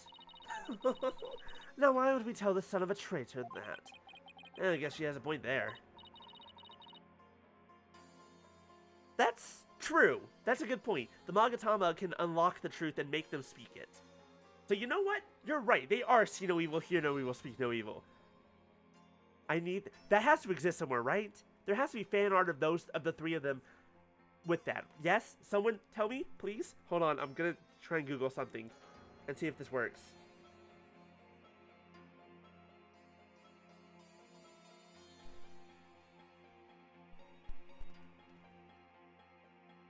I'm definitely not the only one to notice this. There it is. Found it. I 100% found exactly the image I was looking for. Of the three of them with the hands in the right positions. Awesome. Why must you flip? Oh, my phone. Oh no, I'm looking at it upside down now. Biscuit, are you getting flipped? I don't think he would notice. That would make him into a pancake. Biscuit, are you a pancake? Or are you a biscuit? Or are you annoyed at me for waking you up?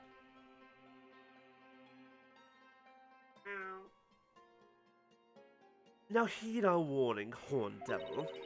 It would not be wise to inform the people that Amara yet lives.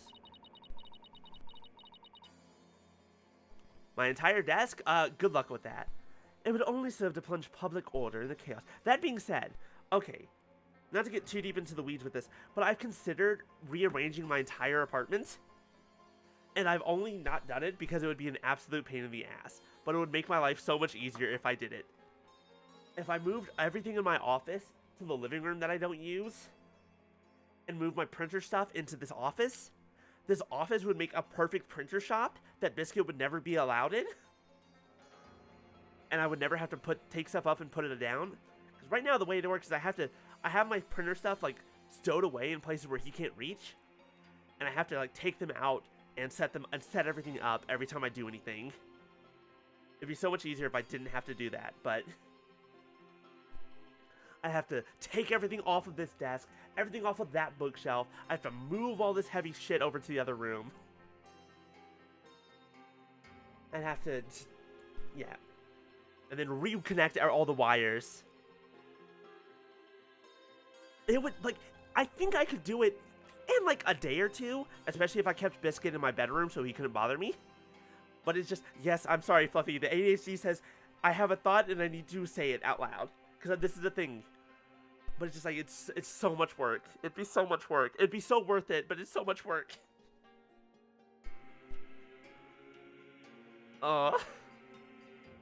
Water. But it would legitimately make my life easier to just have a permanent setup for my printers. And everything. As well as actually using that other room that is currently basically just storage.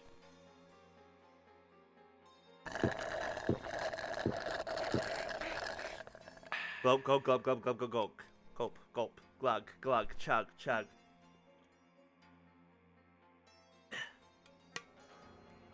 Tasty. Tasty, tasty water. And by that I mean it's just water and I still can't taste anything. If I can't taste anything tomorrow, I'm calling the doctor. Don't worry, because today is day 15. And last time, it only lasted 15 days.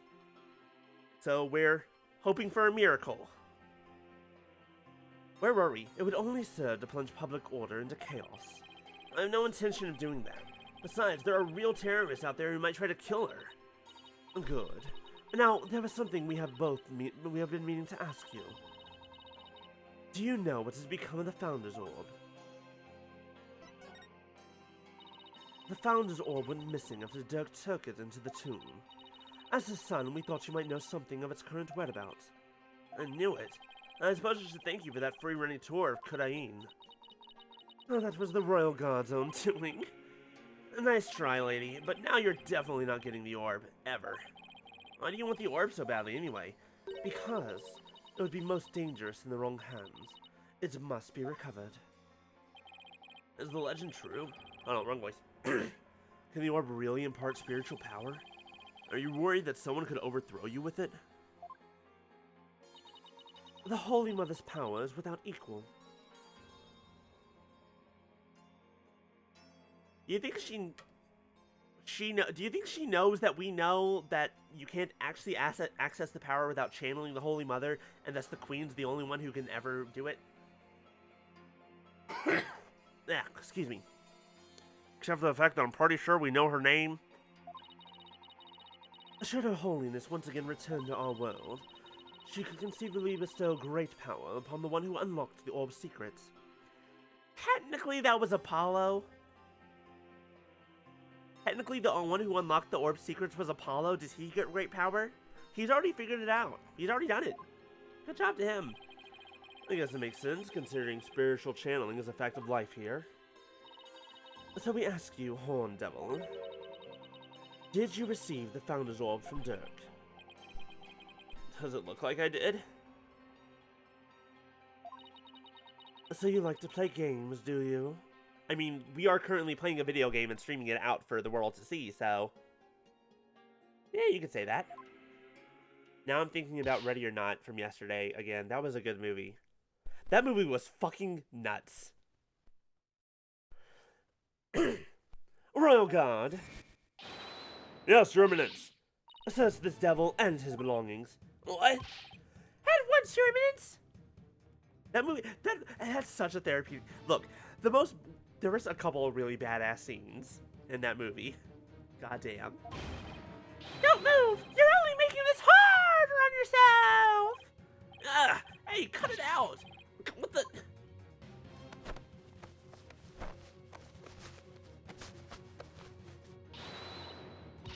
Apollo, don't strip here! Stop resisting! Just submit to our strip search already! Alrighty! No, wait, hey, cut it out! Okay, how far down do you have to strip him before you realize he's not carrying a giant orb? Like, he can still keep his underwear on, right? Because, like... Rest in pieces, my poor tattered dignity. Because, like, I'm pretty sure Apollo can't fit that in places without it being obvious.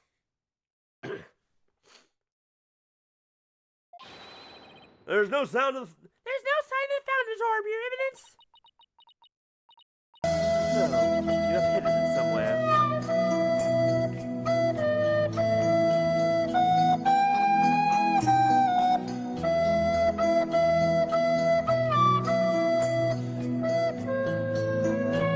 Make sure the Queen doesn't have it!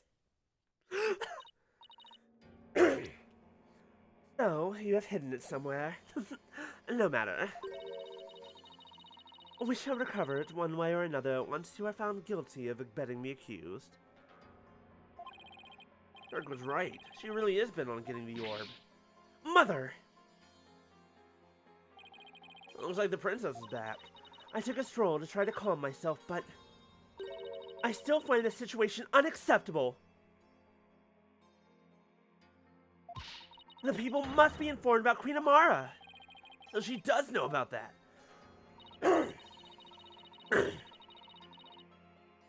Rafa, you do not yet possess a clear grasp of how government and its people interact. There will always be secrets that must be kept from the ignorant masses. You have little faith in our people, Mother, but it is the royal priestess' duty to always speak the truth, and as such, I cannot remain silent. I will not! The truth, you say? Your mind has been poisoned by the barbed one. It was an honor and a pleasure, Your Eminence.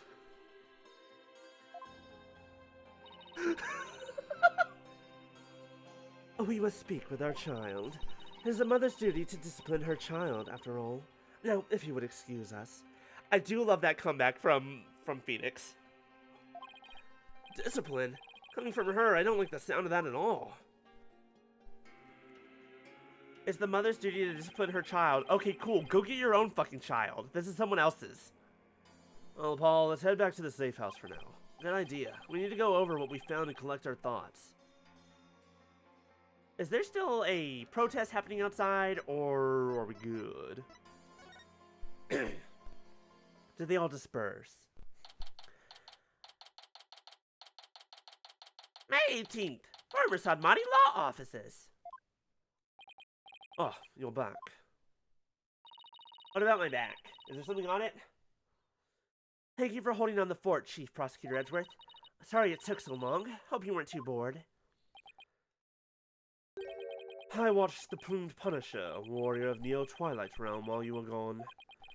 And my verdict is, it's an outrage, especially its theme song. Even worse, the people believe it's an original Kurani show. Can you believe it? I've already spoken about, wait, hold on. I've already spoken about it at length with Mr. Arbol, and I'm not sure what he's babbling about, but at least it seems he wasn't bored. I love that through osmosis, I'm sure, Edgeworth has learned so much about Steel Samurai from Maya. From Maya to Phoenix to Edgeworth, he has learned way too much about Steel Samurai. More than he ever thought he would. And also that one time he tried a case against the Steel Samurai himself. Moving along to things that actually matter, we've gathered about all the information and evidence we can concerning this case. I think it's time we go over everything we've learned so far.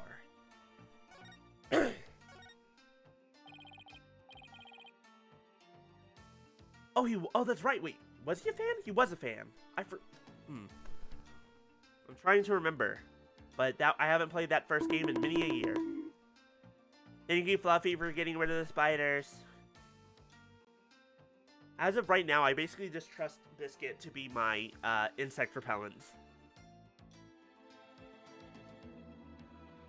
The manga extra showed he was. That's funny. I do like that. The Orb Trial, Maya's abduction, and the murder of the mastermind behind it all, Justice Minister Inga. It's a lot to consider. Think you have all the facts straight in your head? Yep. I've got it covered, Mr. Wright. It's the truth about what we really went down that's going to be the problem.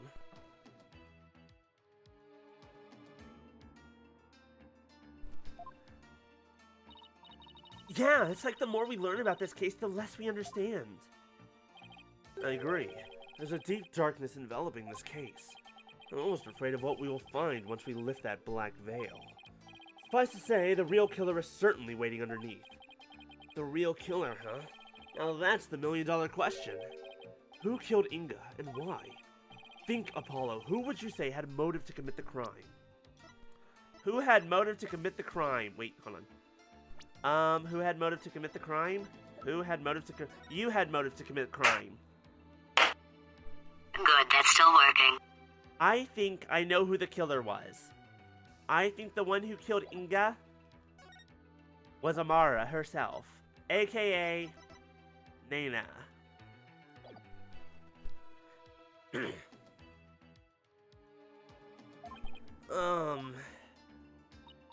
I, for one, am drawing a complete blank. I want to know how the killer slipped into the tomb, killed Inga, and slipped back out. Right. It's all coming together. Oh yeah, it's all coming together. Without ever being seen. That's a bona fide locked room mystery right there. Well, we've collected plenty of evidence and statements. I just hope the rest comes out in court. It'll be a thinner tightrope than usual, that's for sure. The nanny did it? Guess the butler must have been busy that day. That's extremely funny. I think I learned recently. God, I don't remember who it was. I don't remember the name of the author who popularized the butler did it trope in mystery novels. But what's funny is she wrote a mystery novel in which the butler did it, and then a couple years later, and then I think it was like a couple years after that, that the butler actually tried to kill her, her own butler. Where some people were like, "Oh, she got the idea. The butler did it from when her own butler tried to kill her," and it's just like, no, not Agatha Christie, someone else. I don't remember. I don't remember where I saw this, but I was like, I don't care if that's real or not. That's extremely funny. This case is one big fly in the ointment. In order to prove Dirk completely innocent, we'll also have to exonerate him of the crime committed 23 years ago. Amara's supposed assassination. Right, we know Amara's still alive, but Dirk could still be charged with plotting to kill her. The problem is we don't have the notes. We don't have the notes.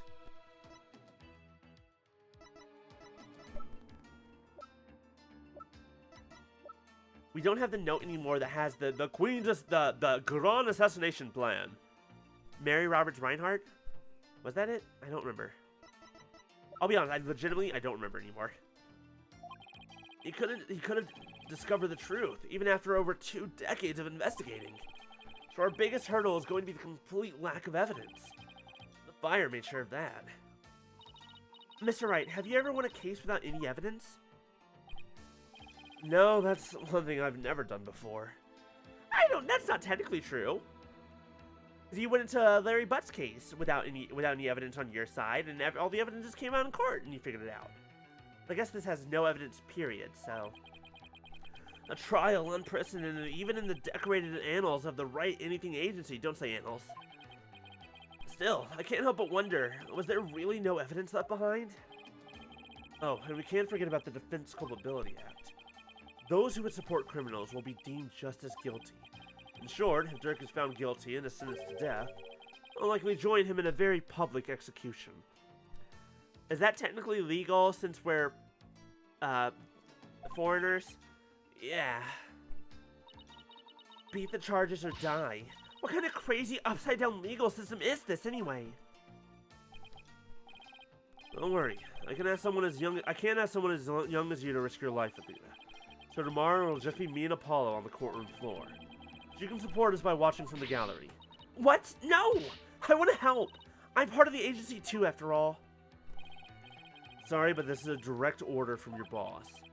Plus, there's Prosecutor Blackwell to think of. He said he'd use me for sword practice if I put you in harm's way. Simon. Well, at least promise me this, you two. Promise me you'll make it back alive.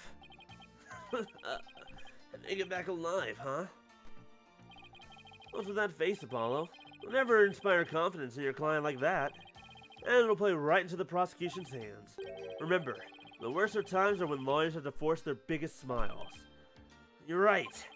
Even when it seems hopeless, when there's not a shred of evidence to be found, we can never let it show on our faces, right?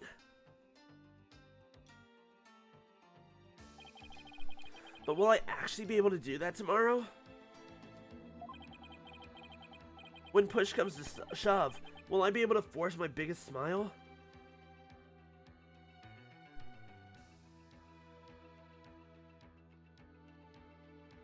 Oh, it was Mary Roberts Reinhardt. You were right, Kay. I quickly found it on my Tumblr because I knew I reblogged it.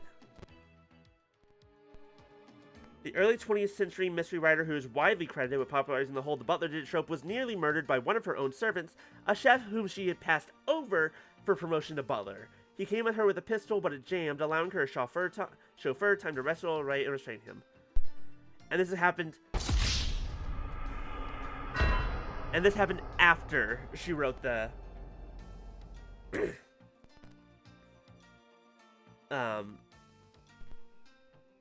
happened after she wrote that. And what's really funny, my favorite part about this is, if he had been butler material, he'd have finished the job. And then below that is a picture of Alfred Pennyworth. Which is extremely funny. Anyways, I had to find that name. It was killing me. It was killing me to not remember. I'm gonna forget this in like 10 minutes. Don't get it wrong.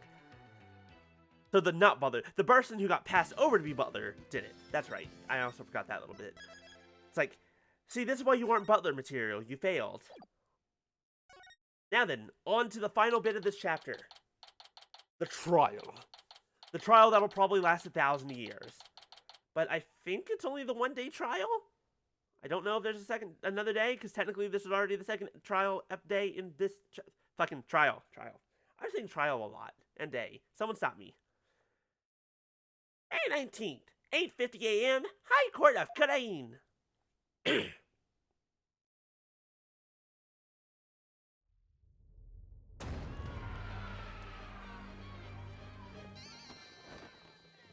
Wait, isn't this from the very beginning of the game? Wasn't this the first animation that happened?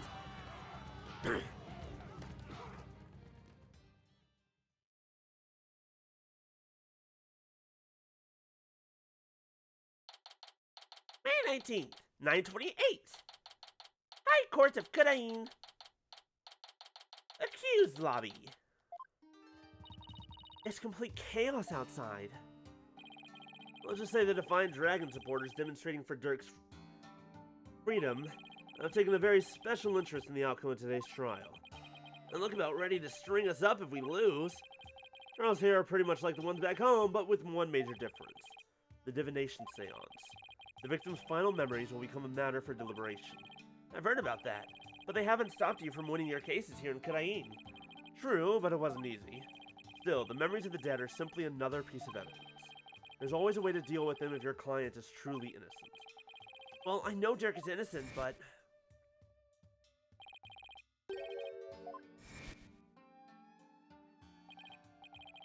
In court tomorrow, you may find yourself faced with a truth that is difficult to accept.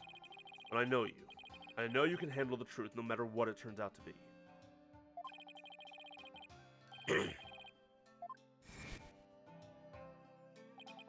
Dirk, what is that secret you're keeping? Hey, AJ! Here you go, just like I promised, in plain view of the bailiffs over there. Thanks, Nats. Wait, weren't you arrested by the police yesterday? Yep, and I spent the night in the slammer. I had a fine meal, a shower, even a bed. What more could I ask for? That actually sounds way better than we're saying. Just remember, AJ, if Dirk's found guilty today, well, I'll probably be found guilty under the Defense Culpability Act, too. Yeah, now you just said something to that effect. And that witch Quran wants to take advantage of today to crush our revolution once for all. And murder, like, a good chunk of her own people. Which is kind of fucked up when you think about it. Kind of insane. The fate of the revolution, and every Quranese person, rests on this trial. We're counting on you, AJ. We'll be fine. I'm going to win this one. You'll see. The trial will begin shortly, Apollo. Let's make our way into the courtroom. Right. We going, we gonna solve a murder. May 19th, High Court of Karain.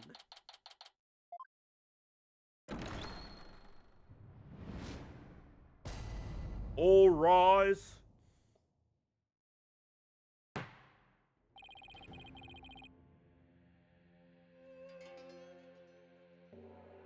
Let the trial of Dirk Sodmoney begin. The defense is ready, Your Honor. The prosecution is ready, Your Majesty. So it's really come down to this. Well, don't expect me to hold anything back, Nayuta. This trial will examine both the murder of Justice Minister Inga Kakul Karain and the assassination of the former Queen Amara Shigata Karain. First, I believe we should address the murder of Minister Inga. Would that be acceptable, Prosecutor Sodmari?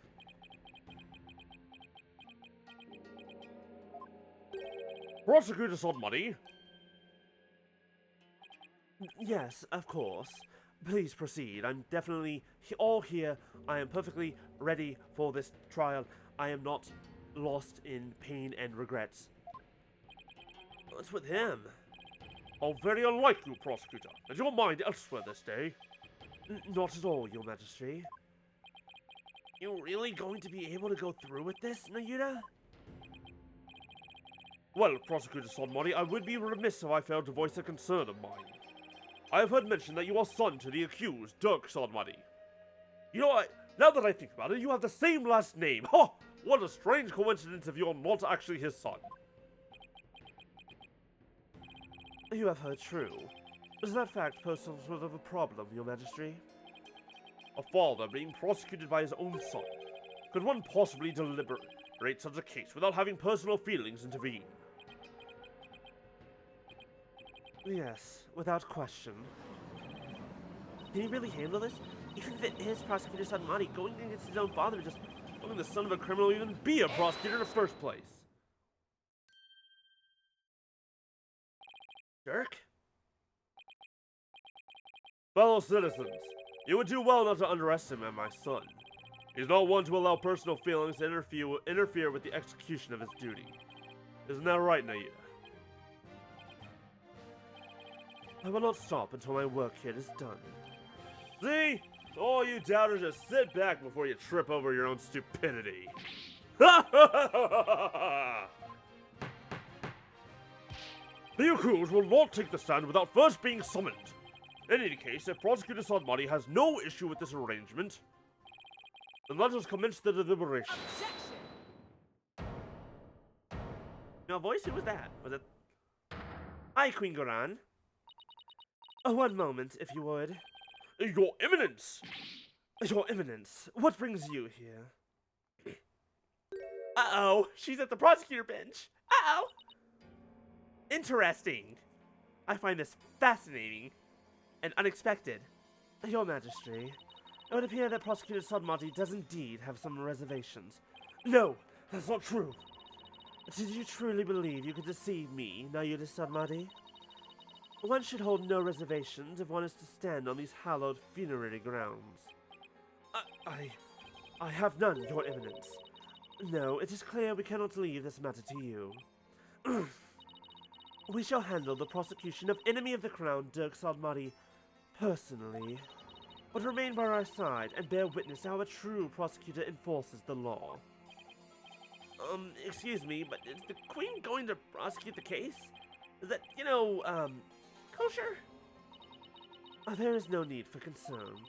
Before we were crowned Queen, we served as a prosecutor. Really? Not a foreigner, your ignorance can be excused, but know this. The prosecution in charge of the Queen Amara assassination case 23 years ago was none other than Her Eminence Queen Garan Sigata Krain. First your Majesty, and now this. Why doesn't anyone ever tell me these things? He is a foreigner, but also not... Technically, he wasn't born here. He lived here for a long time growing up, but technically he wasn't... It's not like he was on any sort of family registry here.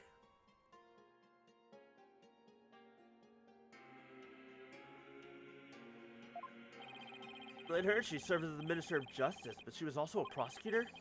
I'm guessing she probably moved up the ladder from prosecutor to Justice Minister. We prosecuted that case 23 years ago, but no verdict was ever rendered. We had won guilty verdicts in every case until then, for no lawyer could stand up to us. Oh, I am at a loss for words. To think I would once more bear witness to Her Eminence at work in the Hall of Justice. Our first trial in 23 years. No quarter shall be given to criminals. We shall prosecute them with all our might. Yeah-oh.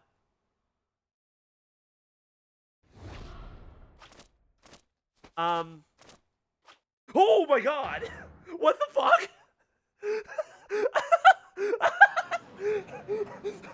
Hold on!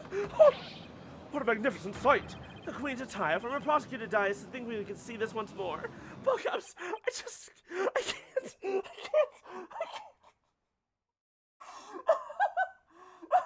Excuse me? Excuse me? Mommy? Sorry. Mommy? Sorry. Mommy? Sorry. Mommy? Sorry.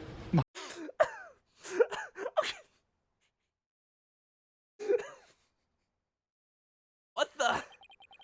That's Queen Garan? Talk about an extreme makeover. That is 100% a Power Rangers villain.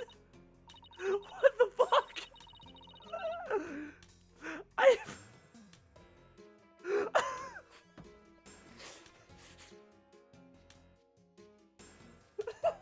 I'm laughing so hard that I'm confusing Biscuit. He's just like, Mom, what the fuck are you doing? Mother, Mom, why are you losing your mind, Mom? I'm trying to sleep over here. Look, I don't have any words for this. I don't know what to say about this. I just don't. Like, what the fuck? I mean, it's... No, he's way over there. I don't want to bother him. I don't want to bother the baby. I have to... I want Rafa to come in and be like, Mom, what the fuck are you wearing? I want Rafa to be embarrassed by her mom. Please, for the love of God. I don't...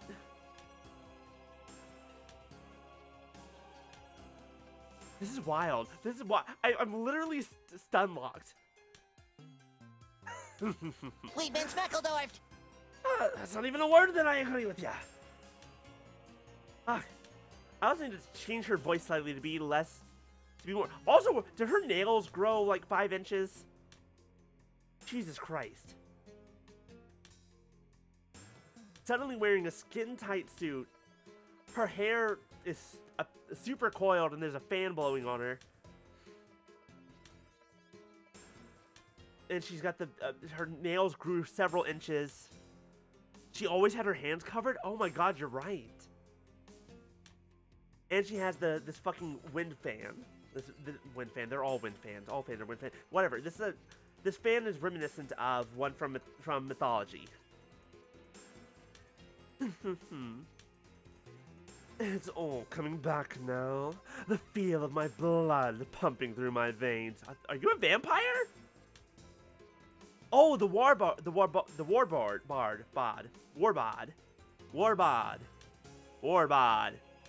I mean, yes, it looks like a paddle, but that's legitimately a fan from... Let me see if I can look it up. Remember what it's called. I think it was in Journey to the West.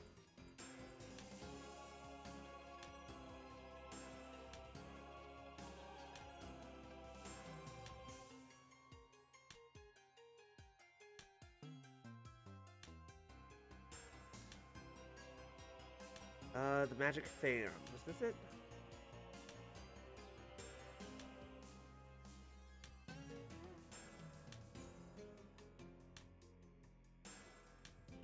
I think this is based off it still.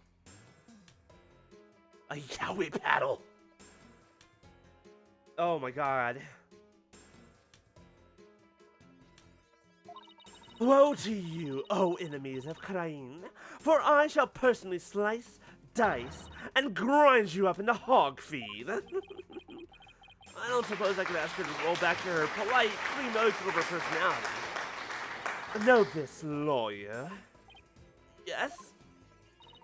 And now that I stand as prosecutor, consider your defense's bunch at headsman's scaffold. If you wish to leave any last words, I advise you to start thinking of them now. Well, you still have a head with which to think, that is. She's dead serious. And now it is time for the divination seance. Rafa, come forth. Rafa comes out. Mother, seriously, what the fuck are you wearing? Your benevolence, thank you for gracing us with your presence. Rafa? Your benevolence, my understanding may be difficult for you, but may we proceed with the divination seance? Yes, let us proceed. Forgive me for asking, but are you feeling physically unwell? If so, I would advise you to avoid any undue exertion. Jesus Christ. Your benevolence? What's wrong? It's like her mind's anywhere but here. A lot's happened since yesterday. On top of the murder of her beloved father, she also found out that he'd been planning a coup. Today she'll have to experience his death through his own eyes. Yeah, that would be enough to shake anyone up. On top of that, she learned about her own aunt. Quote unquote. Still, it seems like she's worse off today than she was yesterday. Yeah, I don't remember her being this depressed. Oh, that's, yeah, the discipline. Oh, ugh, ugh. Not a fan. Don't like it. No.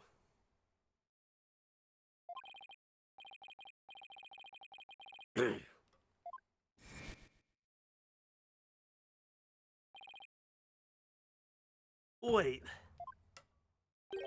Her aunt didn't do something to her, did she? Your Eminence, about today's divination seance. As I understand it, the prosecution has yet to review its content. Is this deviation from protocol a part of your plan? Prosecutor Sadmani, would you care to explain your actions? Your Eminence, the accused was caught at the scene of the crime. Therefore, I deem no seance would be necessary for such a clear-cut case.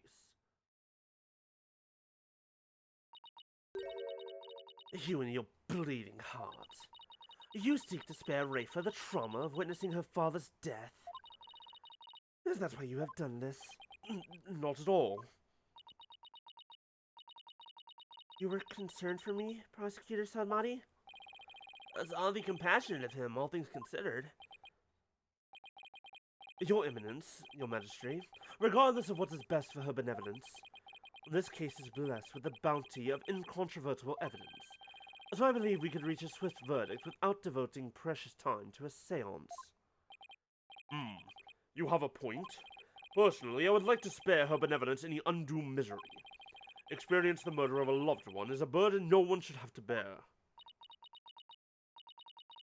Prosecutor Sadmati, your Majesty, can this trial truly proceed without a divination seance?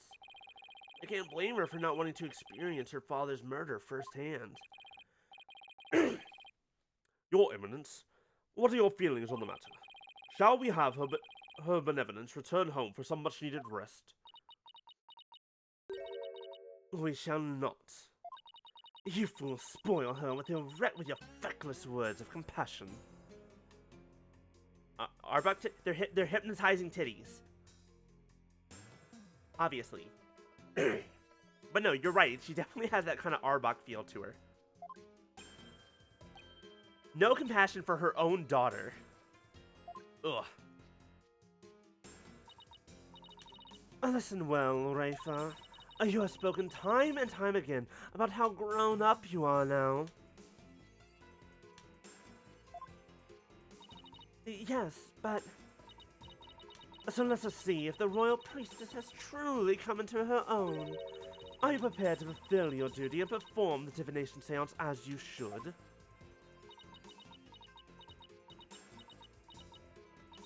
Yes. That's better. See? Problem solved. Poor Rafa. Is this really a good idea? I guess we'll see. Very well. Let us begin the divination seance. Nana, my robe. Oh! Looks like Nana's still missing. It's been a whole day already. Barbed head. Yes? You remove my robe. What? Why me? Just do it! Don't keep her benevolence waiting now, Mr. Wright.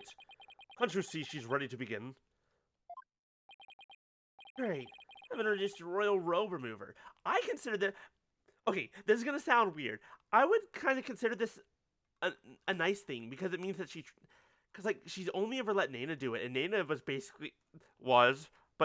to Rafa, at this point in time, Nana is basically her mother. And so she just, like, someone who I trust and who I know is good and cares about me and blah, blah, blah, all this other stuff. Here, you do this. Do not fail me again. Also that, it's like she's grooming Mr. Wright to be Nana's replacement.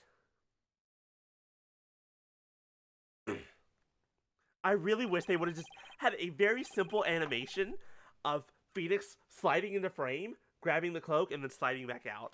It would have, like, I know it would have added a little bit. It would have been so funny. Very well, your benevolence. Please start when you are ready. Come, Rafa. You know what must be done. There is no turning back now. I know. The final memories of the deceased. This should be interesting.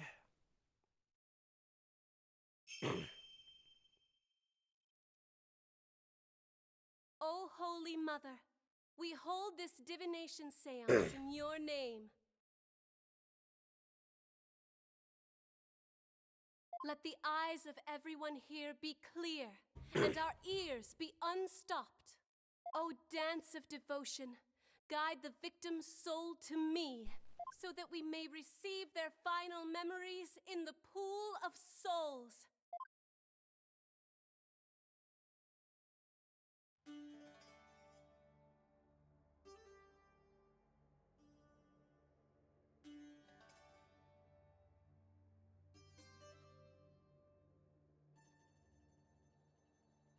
Where's Maya? In the hospital. She was locked up by Inga for like 6 days, and she hasn't woken up yet from the hospital after everything happened. I assume she'll wake up at some point so that she can channel possibly Ami Faye, aka the Holy Mother, is my current guess. But we'll see. So I highly doubt Queen Garan will do that channeling herself.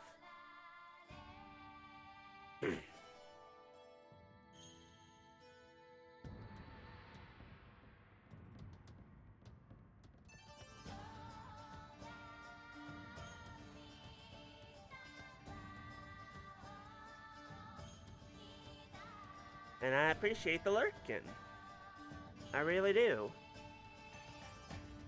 It means a lot to me when people are just like, they're just lurking, they just have the stream on in the background.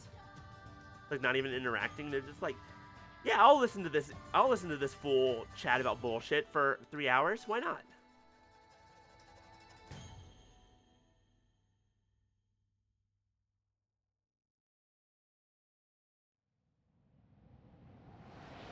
Alright, what do we see?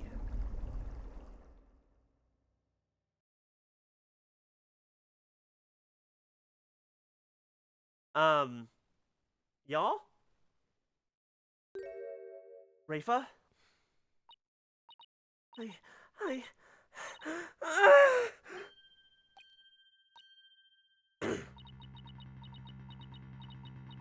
Rafa? What's wrong?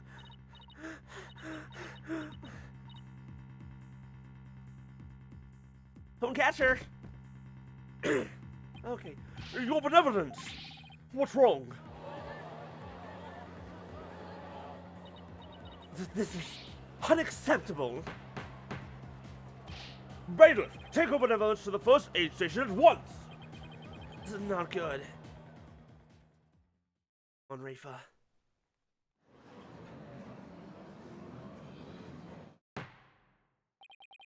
Your Eminence, do you have any idea why her benevolence collapsed so suddenly? It seems she was not ready for what the deceased was to reveal. It overwhelmed her. Her inexperience and immaturity left her ill-prepared to face her father's death. And she said she could go through with it. How very disappointing. You know, someone who's not winning Mother of the Year ever. Oh yeah, Delphi, did you miss Garon's makeover? From her prosecution days? I mean, of course Rafa's going to be overwhelmed. She's still just a child. She's 14, goddammit. It seems we have no choice but to move on to witness testimony. Your Majesty, can't you do the dance of devotion? Don't you have that power? You can channel spirits. Fucking you get up there and dance, bitch. Oh, yes. Let us proceed. Bailiff, summon the first witness if you would.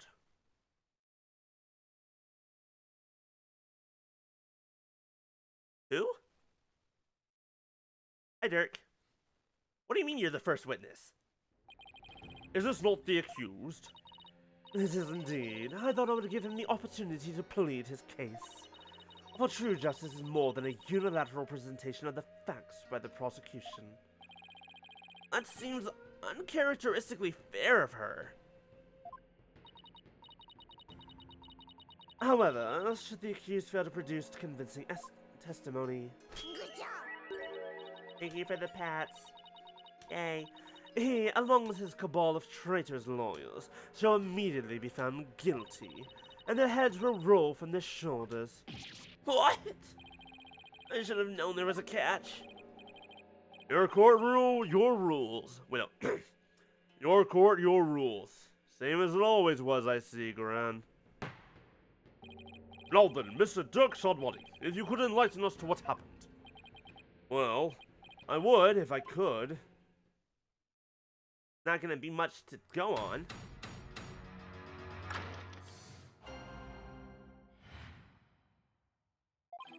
I was struck by sudden dizziness the moment I entered the tomb. The next thing I knew, I was standing there with a bloody knife in my hand. And lying right in front of me was Inga, dead as a doornail. I have no recollection of what happened in the interim. But I didn't kill him. At least, I don't think I did. It'd go against everything I believe in. Yeah, that's not helpful. But we already knew this. That didn't explain squat. For the record, let it be known, the accused fingerprints were all over the murder weapon, and since it was caught in the act, there was no chance for a third party to tamper with it. Well, that certainly seems to point the finger at you, Mr. Saltmuddy. Even as a lawyer, I have to agree with you there, your majesty. Seriously, Dirk, this is no laughing matter. This is exactly what Garun wanted. To have Dirk try to plead his case, only to fail miserably. How low can she go? What is this, limbo? Prosecutor, behold this most unpleasant of spectacles, and let it be etched into your soul. I see how instead of accepting the inevitable, those fish-brained lawyers flounder and flop themselves straight into the abyss of despair. Yes, Your Eminence, show me the way. Now then, will the defense please begin their cross-examination? Alright. Damn it.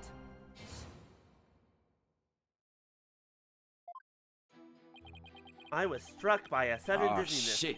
Here we go Here we again. go again. We're going again, and it ain't gonna be good. Okay.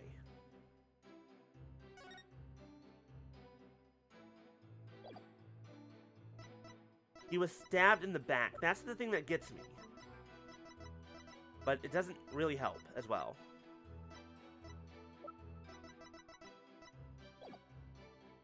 Hold it! Might as well... Okay, we're just gonna start off by pressing everything. You were struck by a sudden dizziness? Was it because of his illness? Is that something that has ever happened to you before? Can't say that it has. Maybe he's just catching up with me. I'm no spring chicken after all. That's not the issue here. A most cunning excuse. One befitting an insidious insurgent. Oh? A killer who does not recall his crime. How very convenient. Next, I imagine you will plead insanity. You aim to seek a lesser sentence through excuses and subterfuge, do you not? Don't make me laugh, your malevolence. Fucking got him. Your malevolence. That's a good... Damn, Dirk. That's a good one. Were you sitting on that? How long were you sitting on that one? Like, did you come up with that like 23 years ago? Or just within like the past few minutes? How dare you? I'm merely stating my innocence. I've no intention of offering excuses. It's your baseless speculation I would decry as foolish. You deceitful witch. Is it your wish that I should claim your head right now in this very hole? Well, that would certainly speed things along. Dirk, why don't you let me handle it from here? And if there's anything you need to say, you can say it through me, okay? Anything to stop you from needling the queen. And next time you have an objection, you'd better have some proof to go with it, Dirk. The accused will continue with what he does recall of the crime. I was standing there with a bloody knife in my hand. Hold it! Ugh. Do you recall anyone putting the knife in your hand, Dirk? I wish I could say I did, but I don't remember a thing from before I came to. Think there might have been a third party in the tomb, son? Yeah, because if you didn't do it, then the real killer must have been there with you. I'm sorry, do you have something to object to? You called, Your Eminence? Does she go anywhere without those goons? Don't say goons. Stop it. It's back. Go away. Was there a third party in the tomb when he was securing it? No, Your Eminence. We searched high and low, but we found no one of the sort. And there you have it. Alright.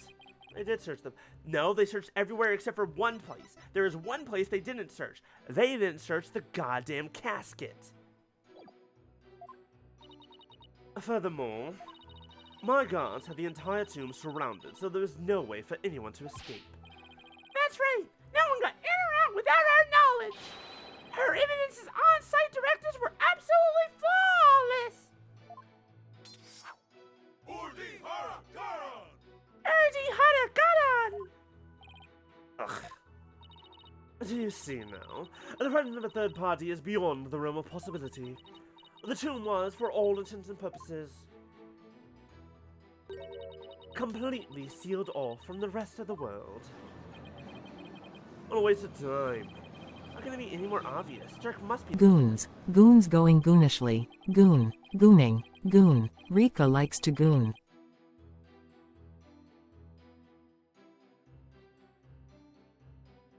I think I just died of psychic damage.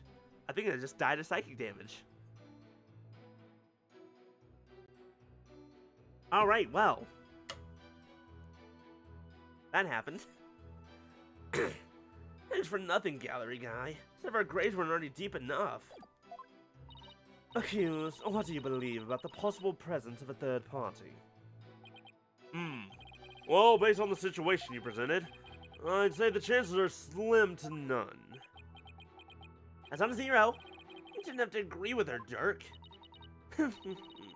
I'll let the accused statement be added to his testimony. Very well. Mrs. Oddbody, if you would.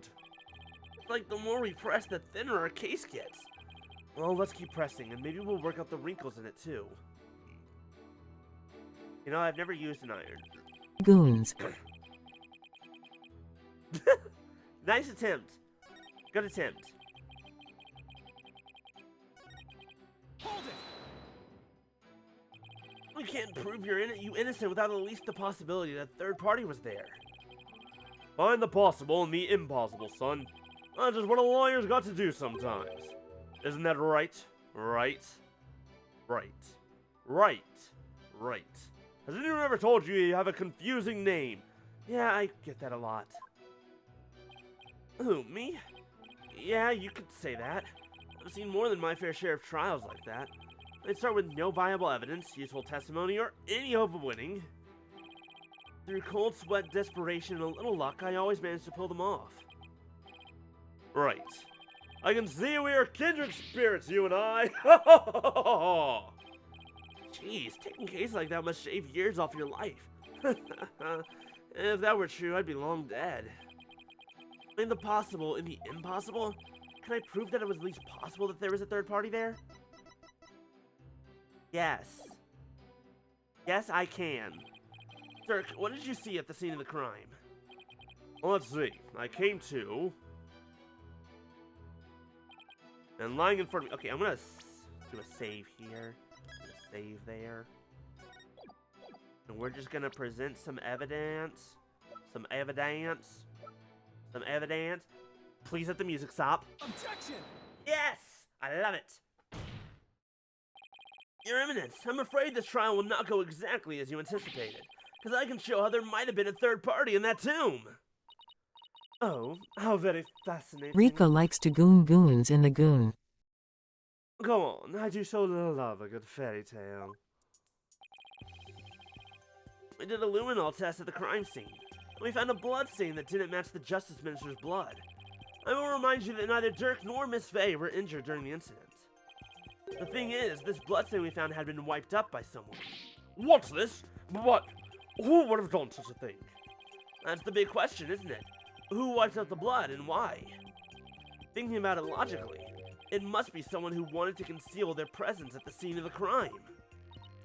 Oh, and to whom do you suppose the bloodstain might belong? The bloodstain belongs to the real killer. The bloodstain belongs to the real killer, of course. Whoever it was, they were probably shot while they were attacking Minister Inga. And since their blood would give them away, they had to wipe it up.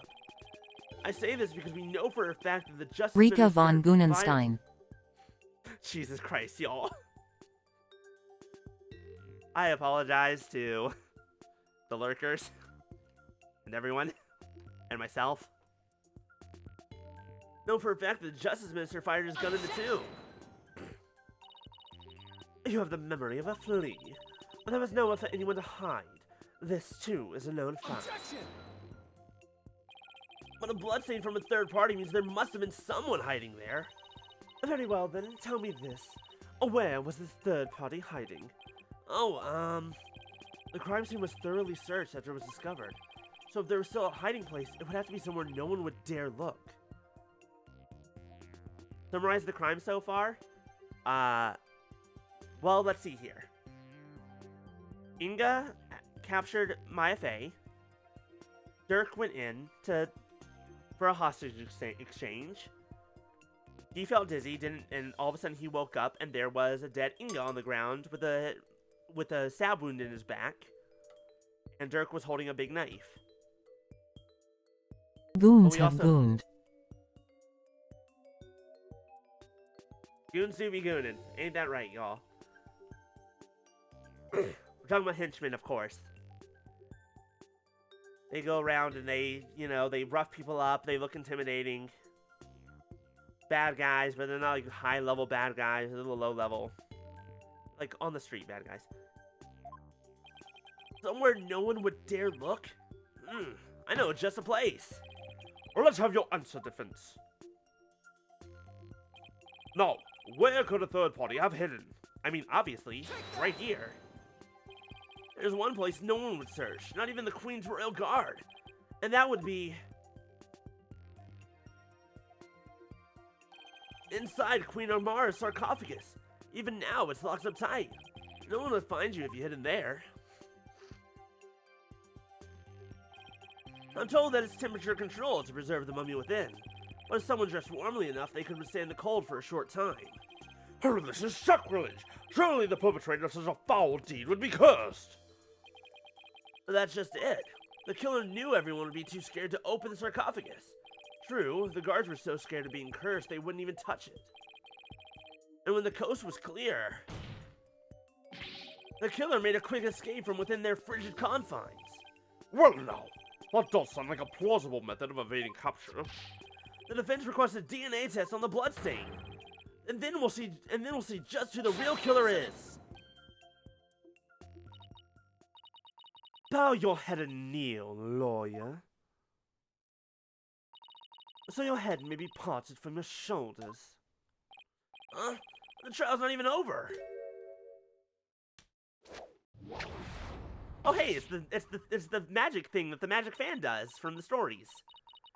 How soon you forget. You are already on the headsman's scaffold. I don't know why headsman's is such a weird word to me. My brain wants to not put that middle S in there. As such, I could order your beheading at any moment. All I did was request a DNA test. There is no need to request such a test. Royal Guard, bring it forth now. I like the part where Rika says, it's goonin' time, and then gooned all over those guys. Okay, if this gets a little bit more out of hand, I'm gonna have to stopping y'all. I'm gonna have to stop. It's really funny, though, is the thing. The police have already identified the source of the bloodstain. The DNA test revealed that the blood is of the traitor Dirk Sodmuddy. Hey, question? How come I don't trust you?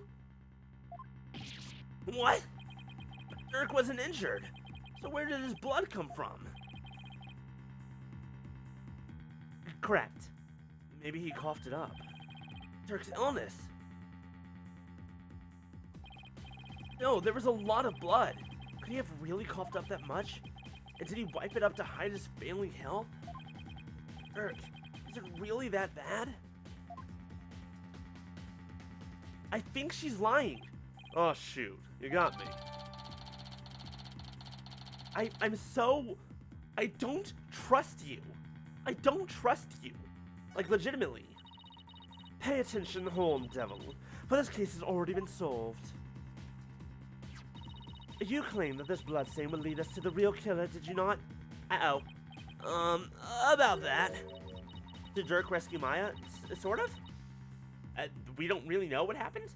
Did you or did you not make that claim of your own volition, Defense? Yes, I did. After she steered you in that direction, that is. Ugh. I fell right into her trap. Do you see now the folly in opposing the very embodiment of the law? Whatever you say or do shall come to no avail. A third party at the scene of the crime? It is beyond the realm of possibility. No! Praise be for Queen Garan! Praise be for Queen Garan! Her Eminence's legal tactics are beyond compare! I hate to say this, but she really got us good. The key to Amana's sarcophagus is under the protection of the royal family. My husband and I are the only ones who can open it. Therefore, it would be impossible for some knave to open it. Can I really discount the sarcophagus as a hiding place, though? No. What if the real killer is still in there? No, that's just ridiculous. But possible. Ridiculous, but possible. I believe we have rebels and sympathizers in the gallery today. It is to you I speak. Have you been listening? Dirk Saltmoney, the one who proclaimed a bloodless revolt, has betrayed your cause by resorting to murder. No, it can't be. It would never. There must be some kind of mistake.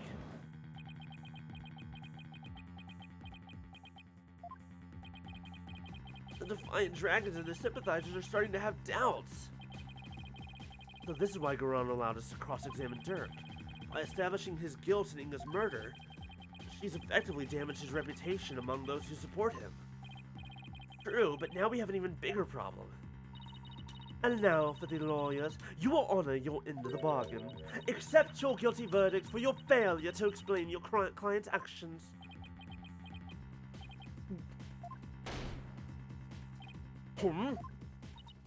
And now I shall pass judgment upon the criminal Dirk Sudmuddy. What's this? You shall pass judgment? But your eminence, is that not my rule? Hold your tongue. You are but a figurehead before me, the embodiment of the law. Consider yourself dismissed.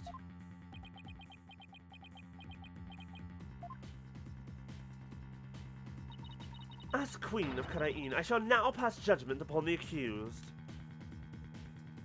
Yes. Guilty. This isn't the first. I feel like this isn't the first time we fought against the literal embodiment of the quote-unquote law, or quote-unquote literal embodiment of the law.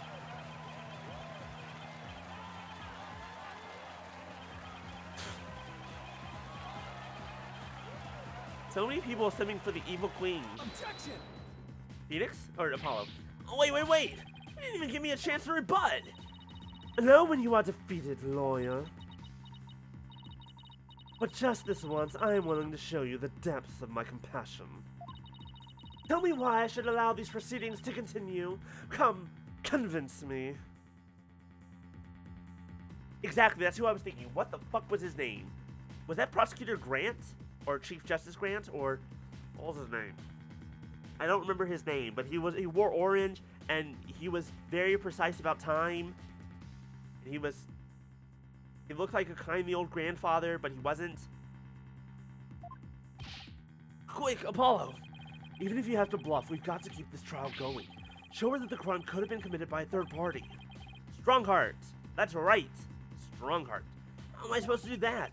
Oh, why don't you start with, how about the timing of Inga's murder? What? This whole case is built on a single premise. Oh, is it hydrate time? Okay, hold on.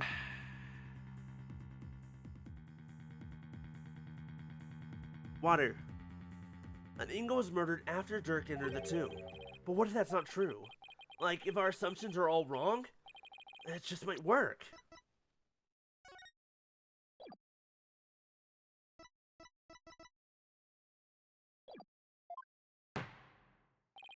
Well, don't keep us waiting, Defense. Dirk became the prime suspect because it didn't seem probable that there was a third party at the scene of the crime. But there is another question we should ask ourselves at this time. Was Mr. Ingo really killed after Dirk entered the tomb? What nonsense is this? Setting aside the assumption that the murder occurred after Dirk arrived on the scene, opens up the possibility of a third party committing the crime.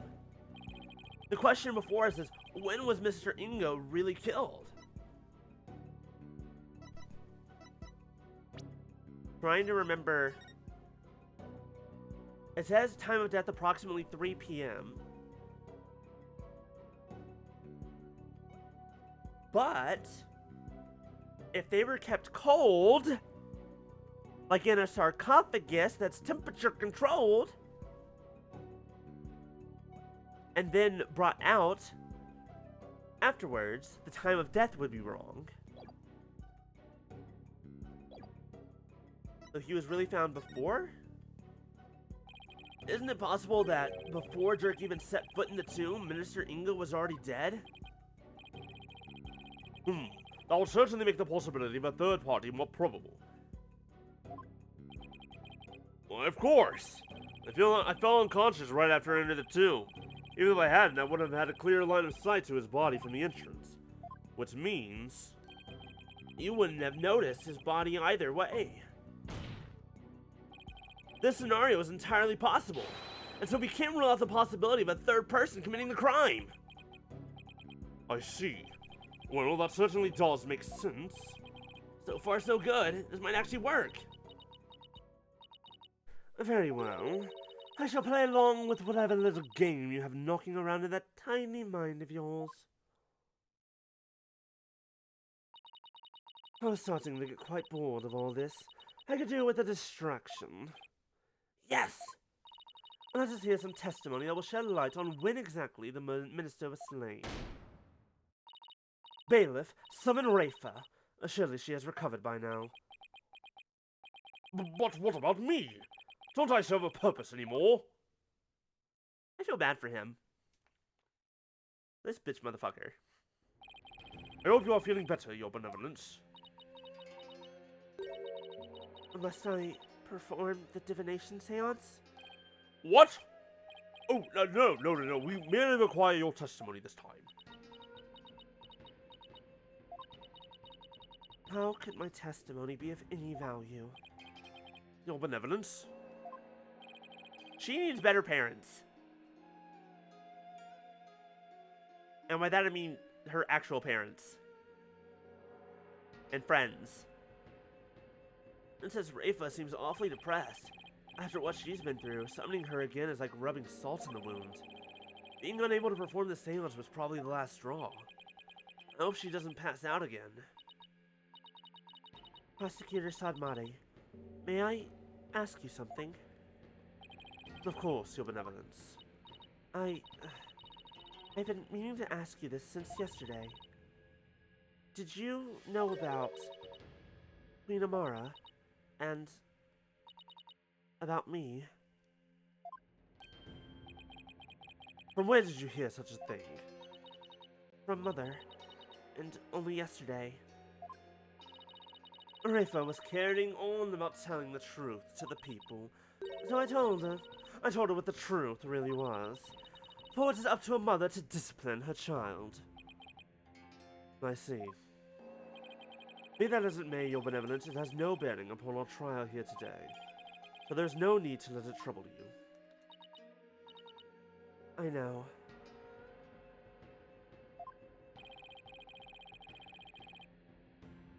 Gran told Rafa about something other than Amara's status? Rage! Oh my god. Fluffy, thank you for the bit. Oh my god. I think we're pissed off at something? Hold on. We're pissed off? What's happening? Your rage? Thank you for all the bits.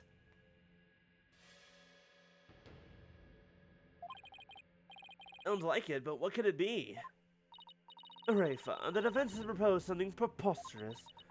I somehow think your father was already dead when Dirk entered the tomb. But I believe you can prove them wrong. Are you prepared to do what is required of you? Yes, I am ready to testify. Very well then. It is? What? It shouldn't be. Doesn't look like it is.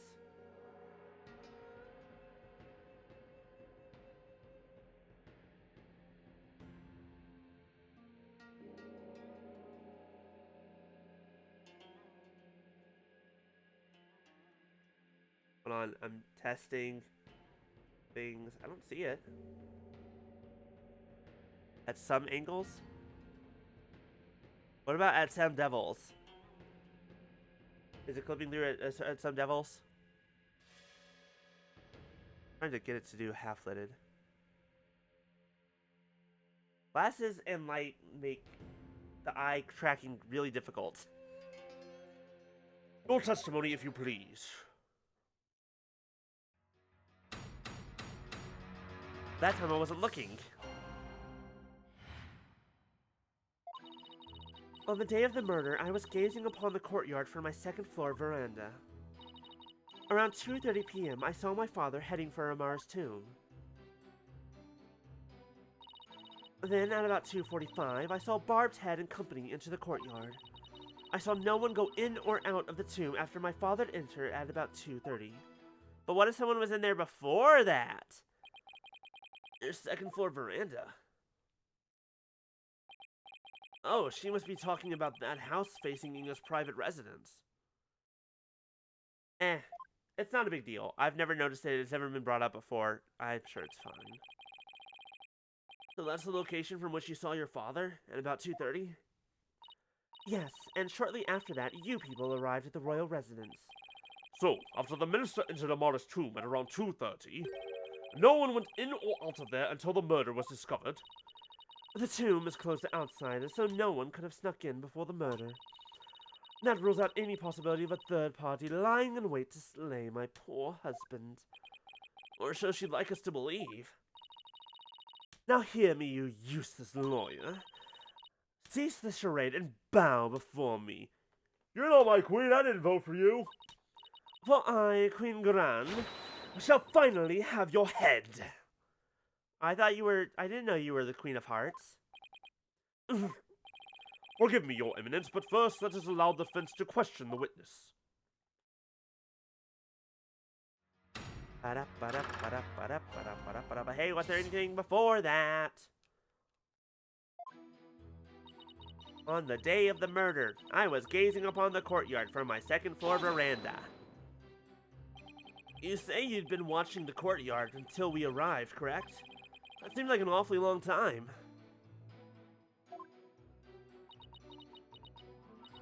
There is much that weighs on my mind. I see. She really does sound troubled. I don't think she ever fully recovered from the previous trial. Your benevolence, as Crown Princess, you are destined to rule this kingdom one day. That means there will be many things that you alone must determine. Things like how to keep your people happy, and what is true and what is false. And most importantly, what role you must play therein. Wonder if I am even up to the task. I guess it's not easy being a princess. Your benevolence? I'd be happy to lend an ear if you'd ever like to talk. What would you know of my woes? Do not presume to exceed your station in life. Eesh, teenagers. Your benevolence, what did you witness from your veranda? Well, I want to know what happened earlier. Around 2:30, I saw my... Did you see anything before that? Did you see anything before that? Did your father seem different or troubled in any way? Let me think.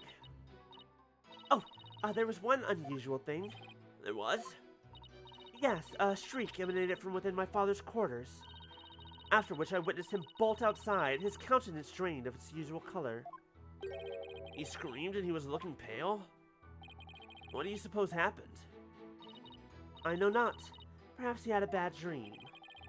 It was a nightmare about being raked over the coals by the Queen. It seems our young lawyer here wishes to hasten his journey to the Twilight Realm.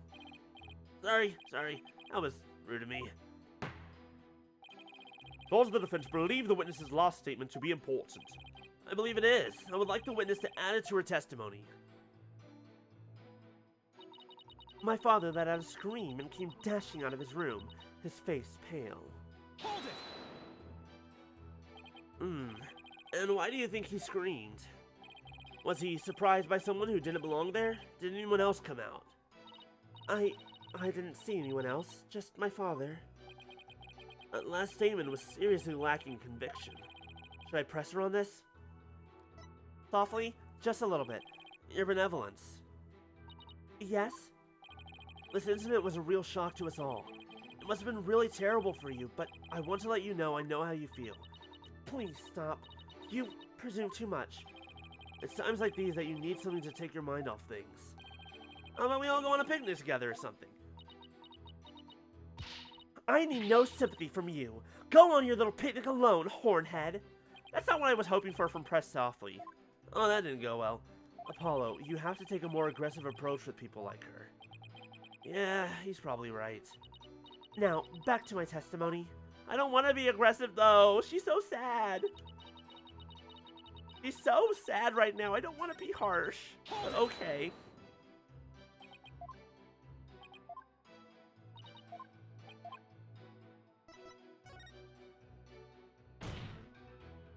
Your benevolence. Let's have some details. The more, the better. The details, you say? Yes. For example, are you sure you didn't see anyone in the royal residence before 2:30?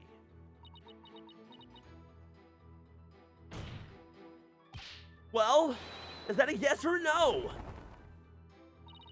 Foreign devil! I've been gazing upon the courtyard since about 2 yesterday, yet I saw none other than my father. Oh, if only I had stopped him then. You struck a nerve, or rather, obliterated one. Maybe I pressed a little too hard. Still, that last statement seemed a little off somehow.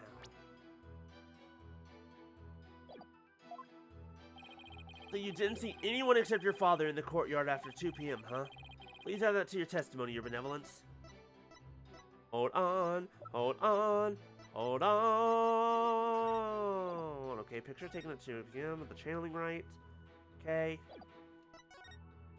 At around 2, Dad says and then threw a firecracker that shook the noise. That's right! That's right! That's right! Nana's hat! The dog! That happened around then. I had been gazing upon the courtyard since about 2, but Father was the only one I saw. All these statements with shadow. Your benevolence. You're covering for someone, aren't you?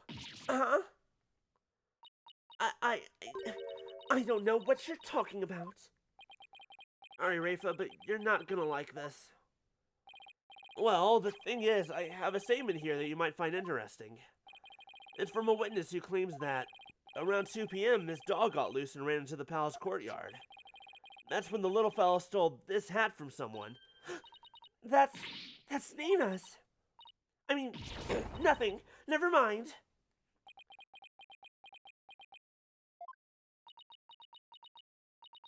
You fool of a daughter. Seems the princess made a blunder. So let me get this straight. This is Nana's hat, which means she had to have been in the royal residence at around 2.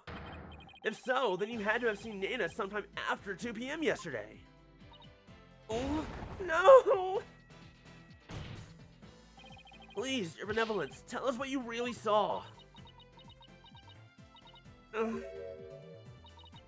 It is as you say, Hornhead. I saw Nana. Nana is her nanny, essentially, the one who raised her. And also, in my opinion, very likely Queen Amara, who is not dead, but is Rafa's mother, I think. It hasn't been confirmed yet. And I saw that dingbat dog steal her. It's all coming together. That dingbat dog steal her hat from her in front of my father's residence. I knew it. Why didn't you say so in the first place? No. The Garan said that Amara's dead. Because, my mother told me not to. What? Would you care to explain, Your Eminence? I requested she withhold said information, for it is of no relevance to this case. Objection! That's true. Insolence! If you disagree, then prove that it is relevant to the case at hand. Oh, I will. Your Benevolence, please tell us everything you witnessed when you saw Nana. Alright. When I saw that dingbat dog attack Nana, I ran to help. I raced from my second floor veranda down into the courtyard. Wait, that means that while you were coming down, you took your eyes off the courtyard. Yes, but only for a moment. This is crucial testimony.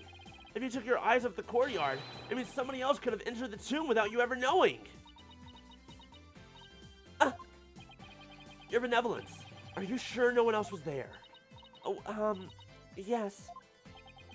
It's hiding something again.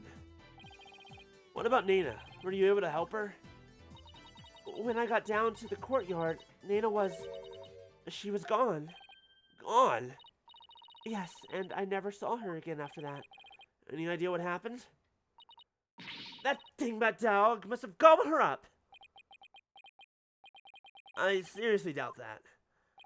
But how could Nana simply disappear while Rafa wasn't looking? Rafa must know something. The only question is what? Do you have any idea where Nana disappeared to? What do you mean?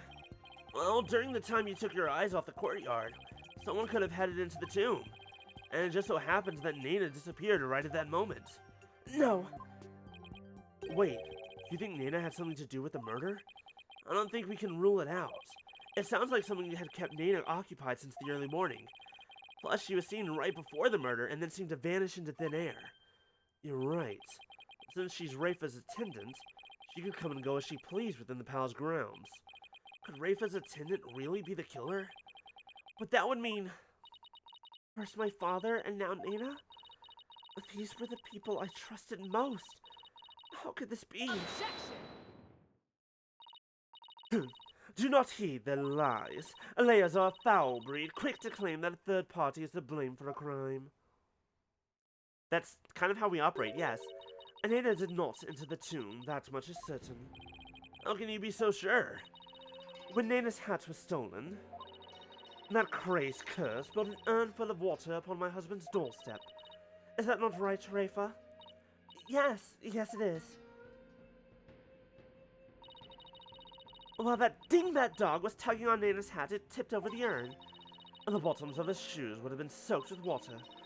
And if she had truly headed into the tomb with wet shoes, she would have left shoe prints along the way. But the only shoe prints to be found belonged to my husband, Inga. Then... That's right. Nana never did go into the tomb that day. Instead, she entered my husband's private quarters. How do you know? Quite simple. Shoe prints were discovered in Inga's private quarters. Shoe prints that belonged to Nana. That's right! And I did see some shoe prints in there. Do you think... Now do you understand? Do you think that Nana stabbed him...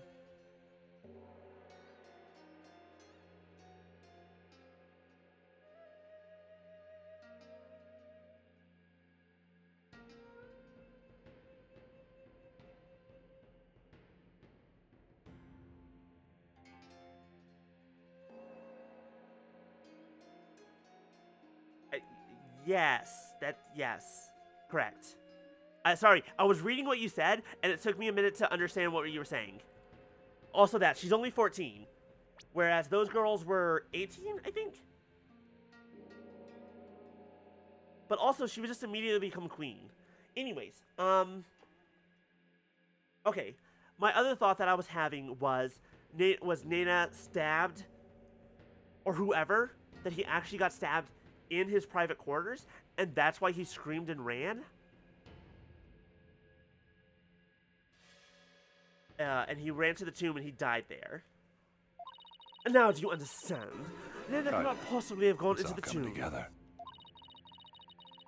And I suppose third person at the crime scene is but a figment of your imagination. We keep assuming that Inga died in the tomb. But what if that's, or he got stabbed there? What if that's not true? Ugh, because he died from blood loss. Which means he could have, it wasn't instant. Another glorious deduction! Oh, hail the genius, that is her eminence, Queen Gadal! Bow down before her glory, witless lawyer!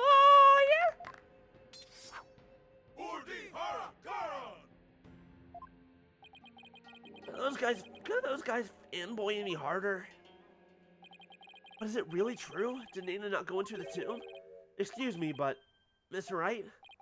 Your benevolence, what time was it when that dog attacked Nana? I believe it was about 2:15 p.m. I see. Paulo, if Nana entered Inga's private quarters at around 2:15, and Inga came racing out at around 2:30, pale-faced and screaming, then... Ah! I know what you're getting at! Yes, that might explain the scream! Would the defense please share their theory regarding Justice Minister Inga's scream? Certainly, Your Majesty. Minister Inga screamed because... maybe he was attacked by Nana. Or he saw a ghost. What if he didn't know that Nana was Amara? What if he actually... no. This would make the Justice Minister's private quarters the real scene of the crime. Potential idiocy know no bounds. The minister's body was found in the tomb. Or he suggested that the body was moved. Do I think the minister was moved from his private quarters? I think the possibility... no. I'd say there's no way that the body was moved.